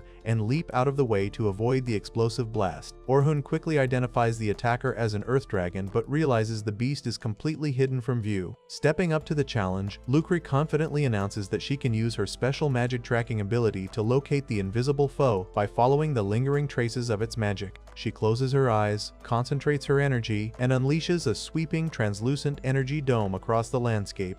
In an instant, she spots the glowing silhouette of the beast hiding in the distant forest and points her ornate staff toward it. She fires a concentrated green magical blast that erupts into a fiery red explosion upon impact, successfully forcing a large, brown-horned earth dragon out of hiding. Seeing the monster reveal itself, Will excitedly declares that it is his turn to shine, and charges forward with his large red double-bladed spear. The earth dragon roars and unleashes another massive blast of fire, but Will expertly jumps into the air, completely deflecting the flames with his spinning weapon. He effortlessly leaps over the creature's head and delivers a brutal kick right into its open mouth, leaving it stunned and vulnerable. Seizing the perfect opportunity, Rain steps forward and casts her special rank spell, Explode. A giant white star-shaped magical seal materializes in the sky, instantly engulfing the earth dragon in a devastating explosion of yellow fire and brown smoke. Orhun is genuinely amazed by how quickly and efficiently the party took down the monster. He openly praises Will for his incredibly rare ability to completely cancel out enemy attacks with a double-bladed spear rather than just blocking them. He also commends Rain for constructing a highly complex special rank spell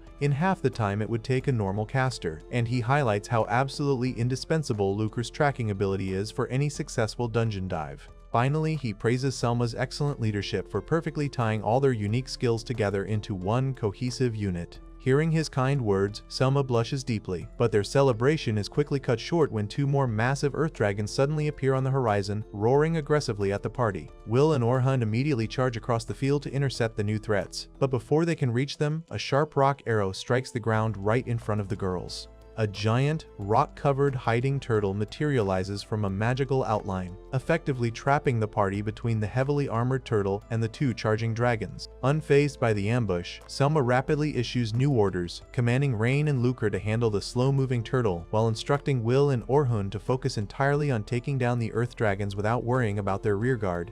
Orhun is deeply impressed by her lightning-fast decision-making and her ability to remain calm under pressure. As the two horned dragons sprint across the grass, Will leaps into the air and swings his polearm to intercept them. At that exact moment, Orhun hears Selma's voice directly in his head. She reveals that her special ability is telepathy, allowing her to communicate with her team from a distance and coordinate complex strategies in absolute secrecy. Orhun is ecstatic, noting that telepathy is the exact skill he desperately wanted the most back when he was fighting alongside the heroes' party. Selma blushes at the high praise, but quickly refocuses, ordering Orhun to flank the dragons and target their blind spots while casting whatever buffs he deems necessary. Following her command, Orhun summons a glowing green magic circle and casts Strength Up, Tactical Up, and Sharpness Up, heavily enhancing his silver sword.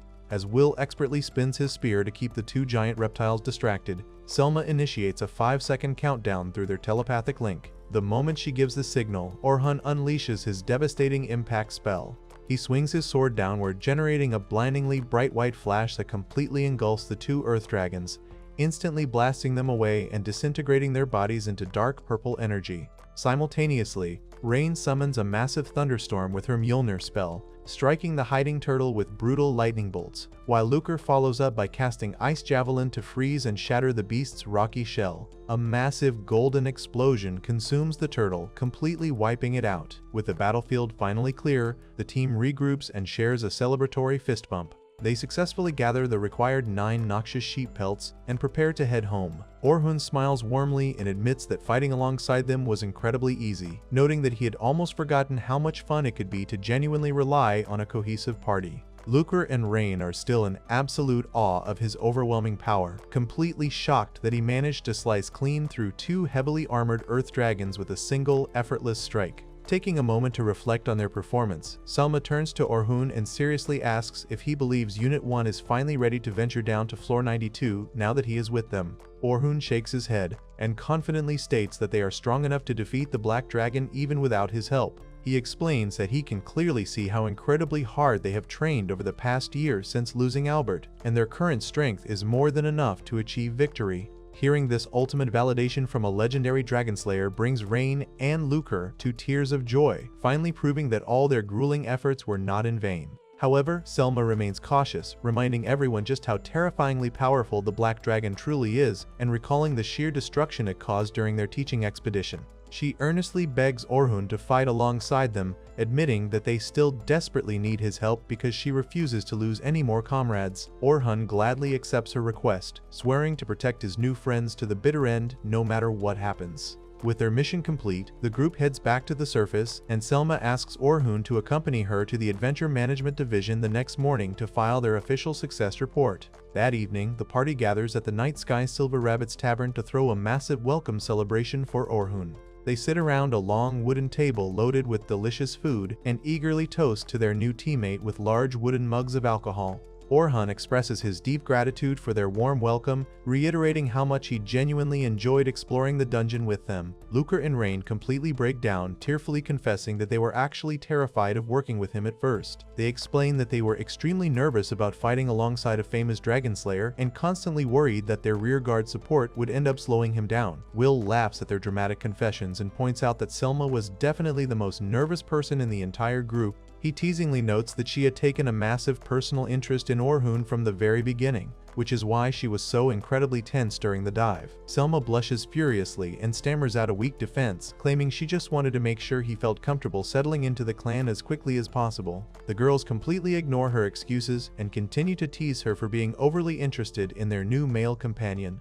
Thoroughly embarrassed and desperate to escape the spotlight, Selma aggressively chugs her entire mug of alcohol in one go. The strong drink hits her almost immediately, leaving her completely dazed, flushed, and highly intoxicated.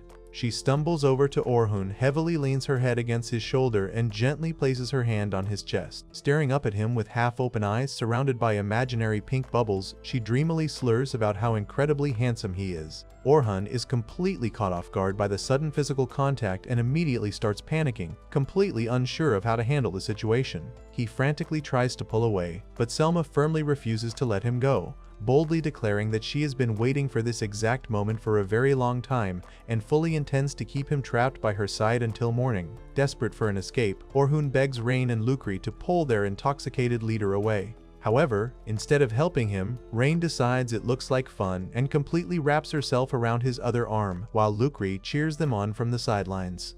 Will simply sits back in his chair with a smug grin, thoroughly enjoying the chaotic spectacle and explicitly refusing to intervene, joking that Orhun is the star of the show and just has to deal with his newfound popularity. Completely overwhelmed by the girl's aggressive affection and blushing so hard his face feels like it might catch fire, Orhun realizes he has absolutely no conventional way out of this mess. Left with no other viable options, he quietly activates his induced sleep spell. A soft magical aura washes over the girls, instantly knocking both Selma and Rain completely unconscious. As they slump heavily onto his shoulders, Orhun lets out a massive sigh of relief, though he softly admits to himself that he really did have a wonderful time tonight. Several hours later, Orhun carefully carries the deeply sleeping Selma on his back through the quiet streets and arrives at her home. He gently knocks on the front door, hoping someone is still awake to take her inside. Inside the house, Selma's younger sister Sophia is pacing around in her light pink nightgown, extremely worried about why her older sister is out so late.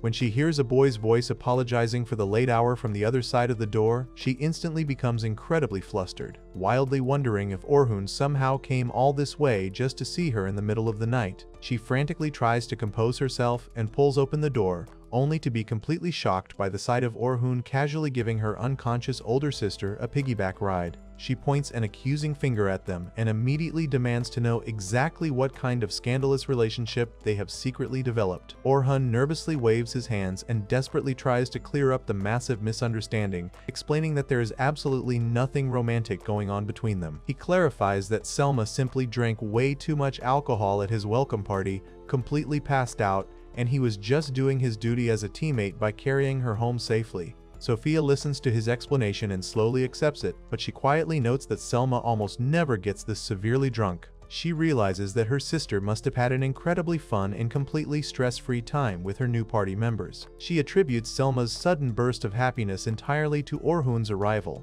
softly thanking him in her heart before helping him bring her sister inside. Shortly after Orhun leaves, the effects of the sleep spell wear off, and Selma slowly wakes up in her bed. Sophia immediately starts scolding her for drinking so heavily and being such a massive burden on Orhun. Selma is utterly mortified by her own behavior. She sits on the edge of her bed, bowing her head in deep shame, and apologizes profusely for embarrassing herself so badly. Seeing how genuinely terrible her sister feels, Sophia lets out a soft sigh and immediately forgives her. She warmly acknowledges that Selma has been dealing with an immense amount of pressure and stress as the leader of Unit 1 lately, and she is just happy that her sister finally found an opportunity to let her guard down and truly relax now that Orhun is around to share the heavy burden. Sophia simply asks her to be a bit more careful from now on, so she doesn't accidentally cause trouble for other people. Selma is completely overwhelmed by her little sister's boundless kindness and deep understanding. She looks at Sophia and literally imagines her as a beautiful angel floating in the clouds with giant white wings. Moved to absolute tears by the wholesome moment, Selma jumps forward and starts crying tears of joy, loudly declaring how incredibly lucky she is to have such a pure and perfect angelic sister.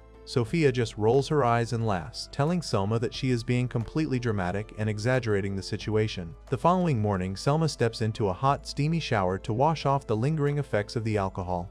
As the warm water cascades over her, she takes a quiet moment to deeply reflect on the highly embarrassing events of the previous night. She is completely mortified by the realization that Orhun had to physically carry her all the way home, and she feels terrible for acting so foolishly right in front of Sophia. She firmly decides that she needs to be much more careful with her behavior from now on, specifically so she doesn't accidentally give Sophia any wrong ideas about her relationship with Orhun. Selma thinks to herself that as a good and supportive older sister, she should be doing everything in her power to encourage Sophia's apparent first crush on the handsome dragon slayer rather than getting in the way. However, despite her noble intentions, Selma's thoughts inevitably drift back to her own confusing emotions. She vividly remembers leaning against Orhun's chest, staring into his eyes and openly calling him a handsome man. She quickly tries to rationalize the memory, desperately trying to convince herself that she only likes him as a good person and deeply respects him as a highly skilled adventurer. She firmly tells herself that there is absolutely nothing romantic about her feelings and that she is just happy to have a reliable new teammate.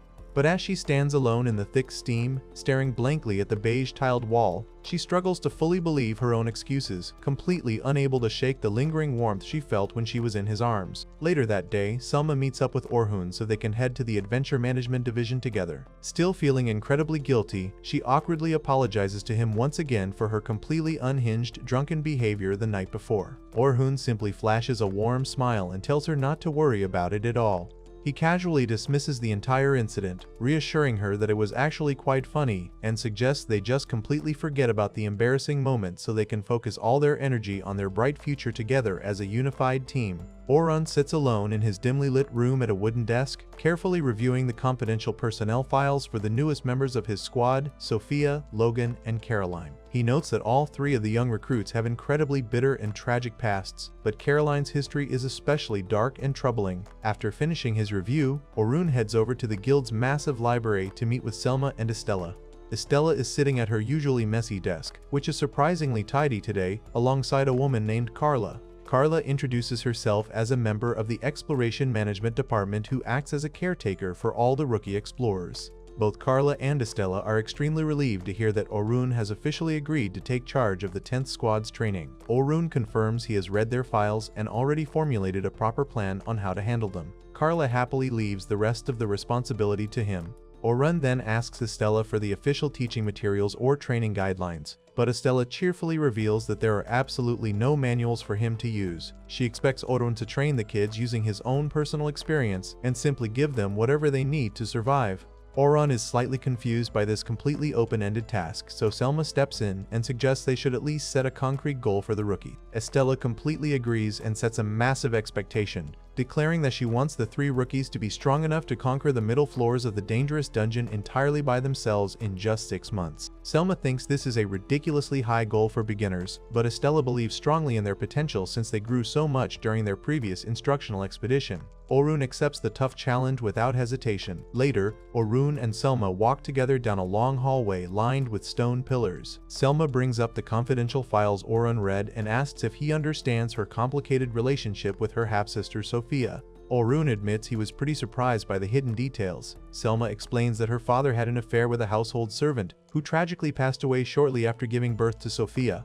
The wealthy Claudel family took the young girl in, but because she was an illegitimate child, they treated her horribly and abused her. Selma tried her absolute best to protect her little sister from the mistreatment. The very first time Selma returned home after becoming an independent explorer, she found Sophia sitting alone in a dark room and immediately asked if she wanted to leave that awful place with her. Selma wants Sophia to become a fine, independent explorer so she never has to rely on their toxic family again. She worries Orun might think she is just playing favorites with her sibling, but Orun completely understands the situation and promises to look after her sister. Orun then heads into a brightly lit room to officially meet his 3 new students. Caroline, Logan, and Sophia are waiting for him and greet him with massive excitement. They know he is there to take them on as his disciples. Orun clarifies that it is technically formal clan training, but he will gladly act as their master. The kids are incredibly thrilled because Orun is famous for being incredibly strong and knowledgeable. They praise him for completely overwhelming the terrifying Black Dragon recently, but Orun stays humble. He admits it was actually a very close call and tells the trio that the Black Dragon is a powerful enemy they must aim to defeat themselves someday if they want to conquer the Great Dungeon. The kids are shocked at the idea of fighting such a monstrous beast, but Orun assures them they have tremendous potential and can become fine explorers if they work hard. They all eagerly agree to give it their best effort. Before starting the physical training, Orun tells them to keep 2 very important rules in mind at all times. First, they must always keep thinking and find creative ways to solve problems outside the box. Second, they must never blindly trust that everything he says is absolutely correct. He explains that he is not perfect and makes mistakes, so they need to process his advice and turn it into their own unique knowledge, rather than just swallowing his words whole. He encourages them to ask questions if they ever feel doubtful. The recruits agree to his terms. Next, Orun asks each of them why they decided to become explorers in the first place. Sophia goes first and explains that she wants to be just like her older sister Selma. She deeply admires how Selma lives freely and chooses her own path.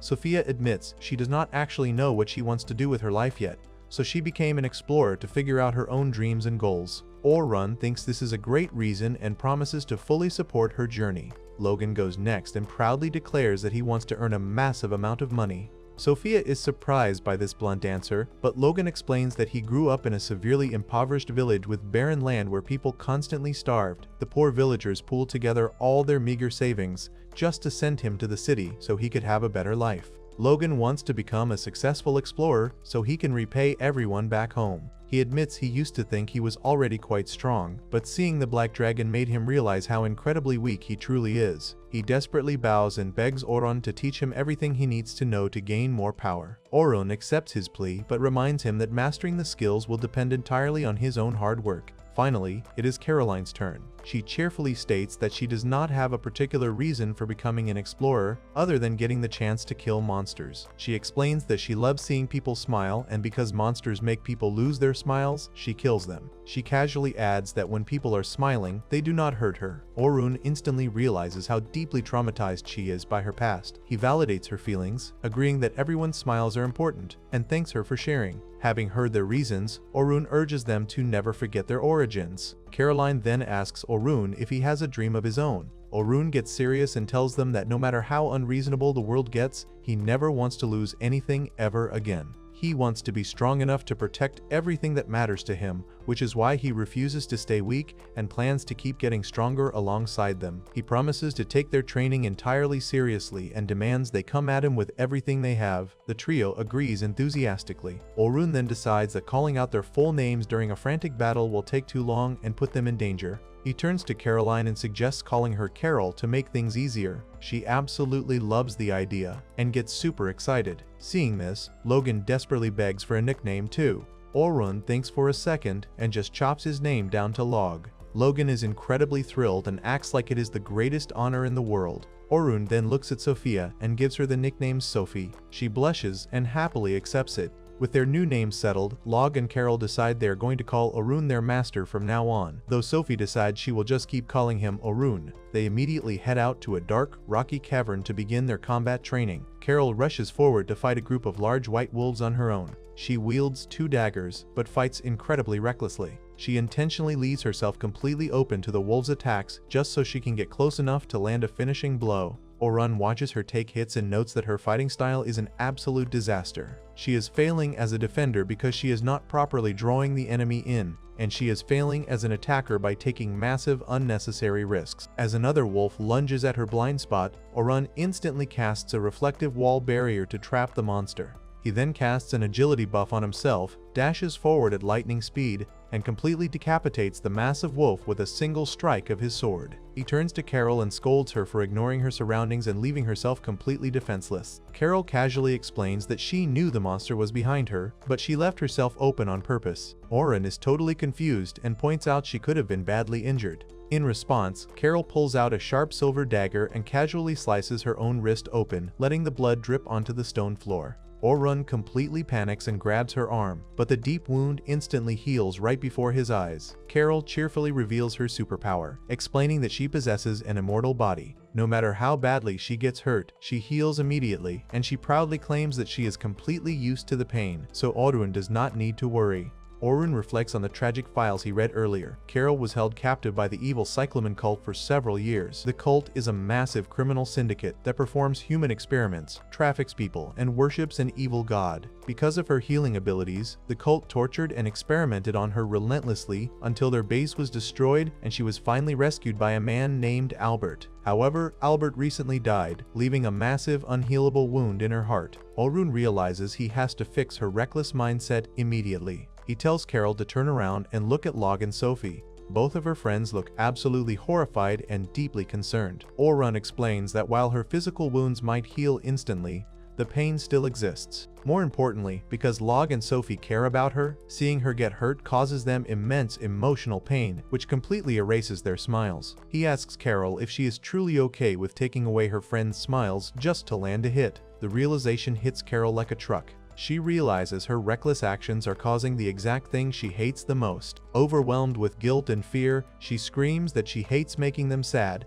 and drops her daggers on the ground. She begins to sob uncontrollably, grabbing her head and begging Oren not to hit her, clearly flashing back to her days of being violently tortured. Oren approaches her gently and pats her on the head. He hugs the crying girl and softly reassures her that no one in this group will ever lay a hand on her. He promises that if anyone ever tries to hurt her again, he will knock them out himself. He tells her she is finally safe. Log and Sophie watch the touching moment, feeling incredibly grateful for their master's kindness. Following this emotional breakthrough, Oren completely changes Carol's training regimen. Back in a wood panel training hall, Oren launches fast-moving white spherical projectiles at Carol from multiple magical circles. Carol desperately tries to dodge them but gets hit repeatedly, stumbling and falling to the floor. She angrily complains that it is too hard to dodge when she cannot tell where the attacks are coming from. Oren firmly reminds her that if she wants to protect everyone's smiles, she needs to learn how to properly protect herself first without relying on her immortality. Carol calls him a demon but gets back up and continues trying to dodge the barrage of painful training balls. Meanwhile, Log is training with a heavy spear. He swings it with great effort, and Oren praises his solid form.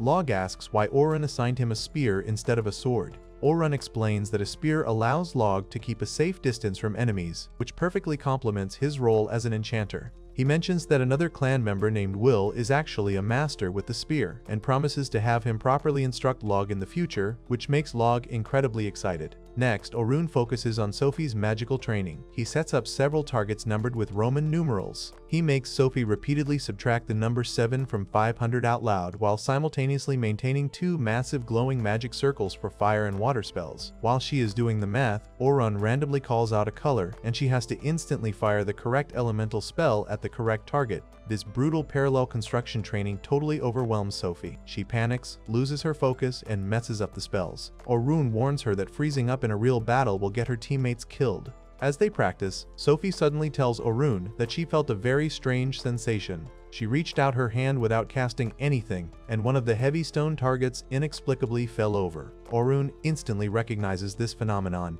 He felt the exact same way right before his own superpower manifested. Considering Selma has a powerful telepathy superpower, Oren strongly suspects Sophie might be awakening a unique power of her own. However, he advises her not to rush things and to take her time figuring out what the strange feeling is so she does not lose control. After a grueling day of training, the girls head to the guild's massive indoor bathhouse to relax their aching muscles. Sophie and Carol soak in the steamy water and complain about how much of a demon Oren is during practice. Carla and Estella happen to be in the bath as well and warmly praise the girls for improving so much. However, Sophie looks down at her own chest and starts feeling incredibly insecure because she is much smaller than the older women. Carol laughs and tries to cheer her up, insisting that they are still in their growth phase and will definitely get bigger soon. After a long period of relentless training, the group gathers back in the hall. Carol effortlessly dodges all the incoming projectiles. Log perfectly parries rapid attacks with his spear. Sophie flawlessly casts multiple spells at once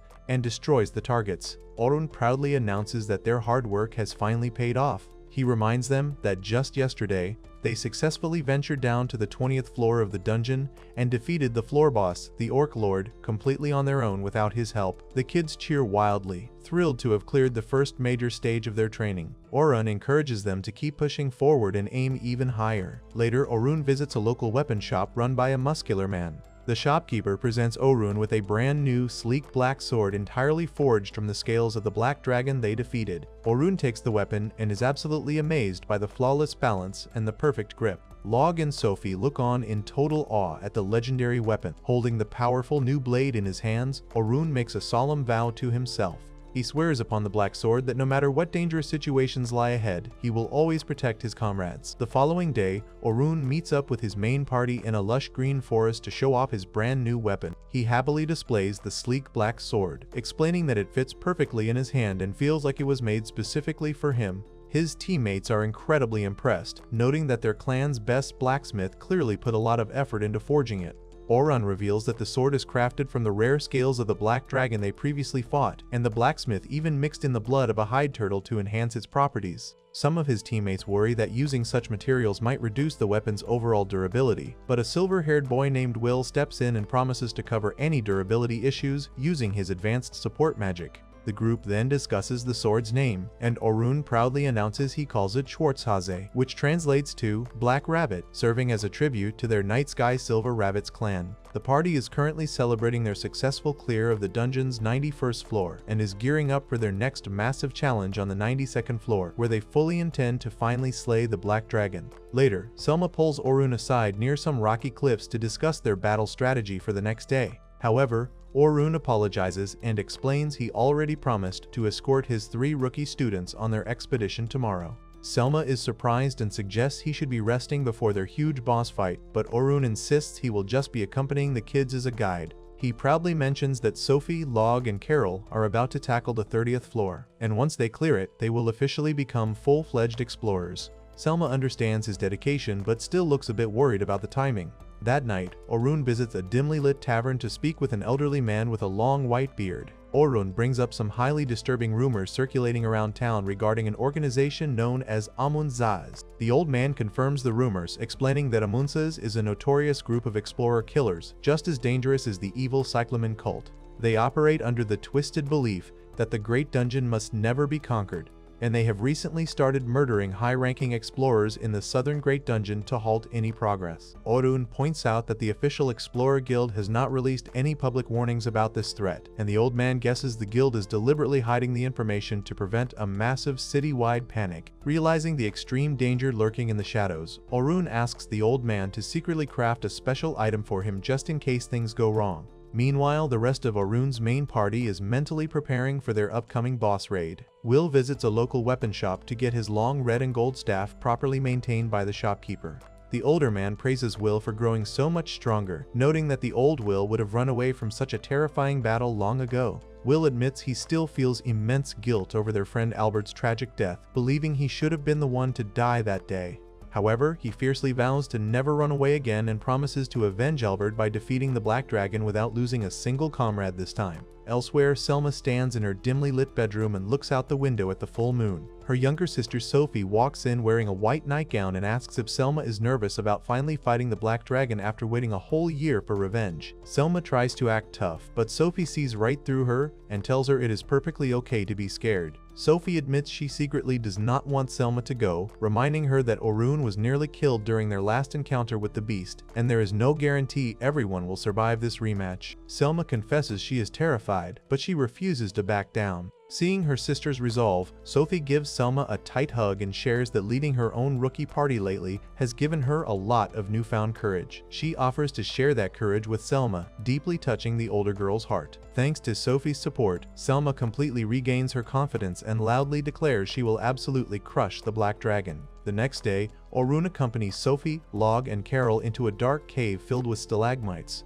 The trio successfully defeats the floor boss and officially clears the 29th floor. Orun warmly praises their hard work, and the kids celebrate wildly, thrilled that they are only one floor away from advancing to the middle floors and joining the clan's 3rd division. Log and Carol are excited to start their full-scale activities as real explorers, but Sophie looks a bit sad and realizes that becoming independent means Orun will not be their master anymore. Still, they all agree to give the final floor their absolute best effort. The group then heads to the Guild Academy to formally apply for the 30th floor expedition. The receptionist happily accepts their application but informs them that a high-ranking inspector must accompany them to verify they possess the actual strength to clear the floor without relying on a carry. She schedules the exam for the day after tomorrow, which completely shocks Orun because that is the exact same day his main party is scheduled to fight the Black Dragon. Orun awkwardly asks if they can change the date, but the receptionist explains the inspector's schedule is incredibly tight, and delaying it means they might have to wait a very long time. Seeing no other option, Orun decides he will just ask Selma to postpone the Black Dragon raid so he can supervise the kids. However, Sophie, Log, and Carol immediately protest. They know how much the Black Dragon fight means to Orun and his party, and they absolutely refuse to be the reason it gets delayed. Log steps forward and fiercely begs Orun to let the 3 of them take the inspector exam entirely on their own. Carol chimes in, arguing that if Orun keeps babysitting them, they will never truly learn how to conquer the dungeon independently. Sophie also pleads with him, stating she needs to stop relying on him forever so she can become a full-fledged explorer. The 3 rookies bow deeply and beg for his permission. Orun completely understands their determination, but he still worries for their safety. He reluctantly agrees to let them go without him, but on the strict condition that they draft a comprehensive battle plan and submit it to him for approval first. The kids cheer in triumph and quickly get to work. Later, Orun reviews their detailed strategy document in a wood-paneled office and happily approves it, confident they can handle the challenge. However, he sternly warns them that dungeons are highly unpredictable, and things rarely go exactly according to plan. To ensure their safety, he pulls out 3 magical gemstone pendants attached to silver chains and hands one to each of them. He gives Log a red gem, Carol a green gem, and Sophie a purple gem, telling them these are special protective charms and praying they return safely. The night before the massive expeditions, everyone spends their time quietly preparing for the battles ahead. Will diligently polishes his polearm, Log studies his magic theories, Carol gets some rest, and Orun stands alone under the starry sky, raising his wand toward the full moon. The next morning, the rookie trio ventures deep into a rocky canyon alongside their assigned inspector, a stern man wearing heavy brown armor. Log quickly detects the footsteps of approaching enemies, and Sophie takes charge, ordering Carol to create a diversion while she and Log prepare their magic. 3 snarling green goblins charge at them, but the kids perfectly execute their strategy. Carol swiftly lunges forward to distract the monsters with her daggers, allowing Log to manifest a glowing golden magic circle and summon sharp stone spikes that instantly impale the goblins. Immediately after, Sophie uses her red pendant to manifest an intricate green magic circle, firing off sharp white energy blades that slice the remaining enemies into dark mist. The inspector watches their flawless coordination in absolute disbelief and asks if they are truly just rookies. The kids beam with pride and boast that they are only this good because they have the greatest master in the world. At the exact same time, Orun and his main party arrive at the 92nd floor. The massive green crystals blocking the boss room retract, revealing a dark, desolate landscape. Suddenly, a massive, dark-winged monster descends from the purple-tinted sky, roaring fiercely. Will steps forward with his red-bladed polearm, shouting that they have been waiting a whole year for this exact moment to avenge Albert. The girls in the party quickly cast a series of powerful support spells, stacking Vanguard up, Rearguard up, Status up, and quadruple buffs onto Orun and Will. Glowing with green and yellow magical auras, Orun grips his new black sword and rallies the team to charge into the fight. Back on the 30th floor, the rookies finally reach the boss room, but they are surprised to find another party already standing there. The group consists of a tall, muscular man, a woman in armor, a purple-haired man, a scarred warrior, and a girl with short lavender hair wearing purple armor. Thinking they are just regular explorers, Log politely greets them and introduces his team as members of the Night Sky Silver Rabbits clan. The strange woman instantly recognizes the clan name and notes that it is the exact same guild the famous dragon slayer belongs to. The scarred man glares at the kids and asks if they personally know the dragon slayer. Realizing these people are giving off an incredibly dangerous vibe, the rookies stay silent. However, the short-haired girl smirks and orders a silver-haired girl in a white hooded cloak to use her special magic. The cloaked girl activates a magical eye, confirming that the kids are indeed Orun's direct disciples. The short-haired girl laughs maliciously and declares they can use the rookies as perfect bait to lure Orun out and murder him. Log, Sophie, and Carol look on in absolute horror as they realize this is the ruthless Amunza's organization the old man warned Orun about. Without warning, the cavern ceiling shakes and sharp purple icicles rain down on them, followed by a massive whip-like attack from the floor boss. The rookies dodge the monster's assault, but the Amunza's members immediately turn their attention to the kids. The scarred man unleashes a devastating golden explosion that fills the cavern with smoke and debris. Carol desperately tries to buy time for Log and Sophie to escape, charging forward with her daggers, but the villains easily overpower her and crush her to the ground. The muscular man mocks them, stating their only mistake was being friends with Orun, and he fully intends to torture them to get to his real target. Log and Sophie are pushed against the cold stone wall, completely paralyzed by fear.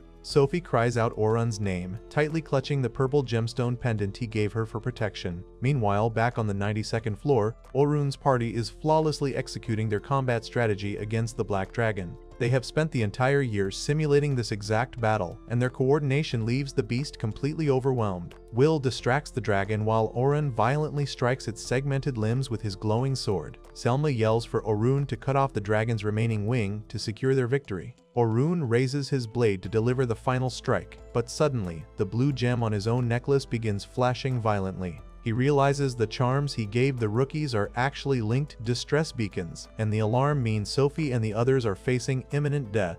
Utter panic washes over Orun's face as he realizes his precious students are being slaughtered. Ignoring the massive dragon right in front of him, Orun desperately yells for his teammate Hayato to take over.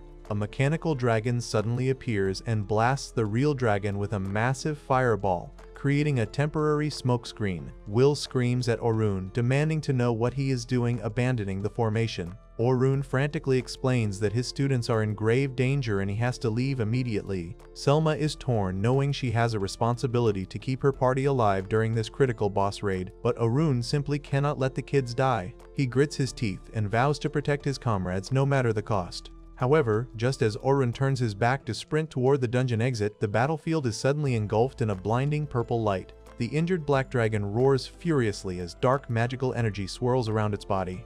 Orun watches in absolute horror as the beast instantly regenerates all of its severed limbs and completely heals its wounds. Selma gasps in despair, realizing the monster possesses a hidden regeneration ability they never anticipated.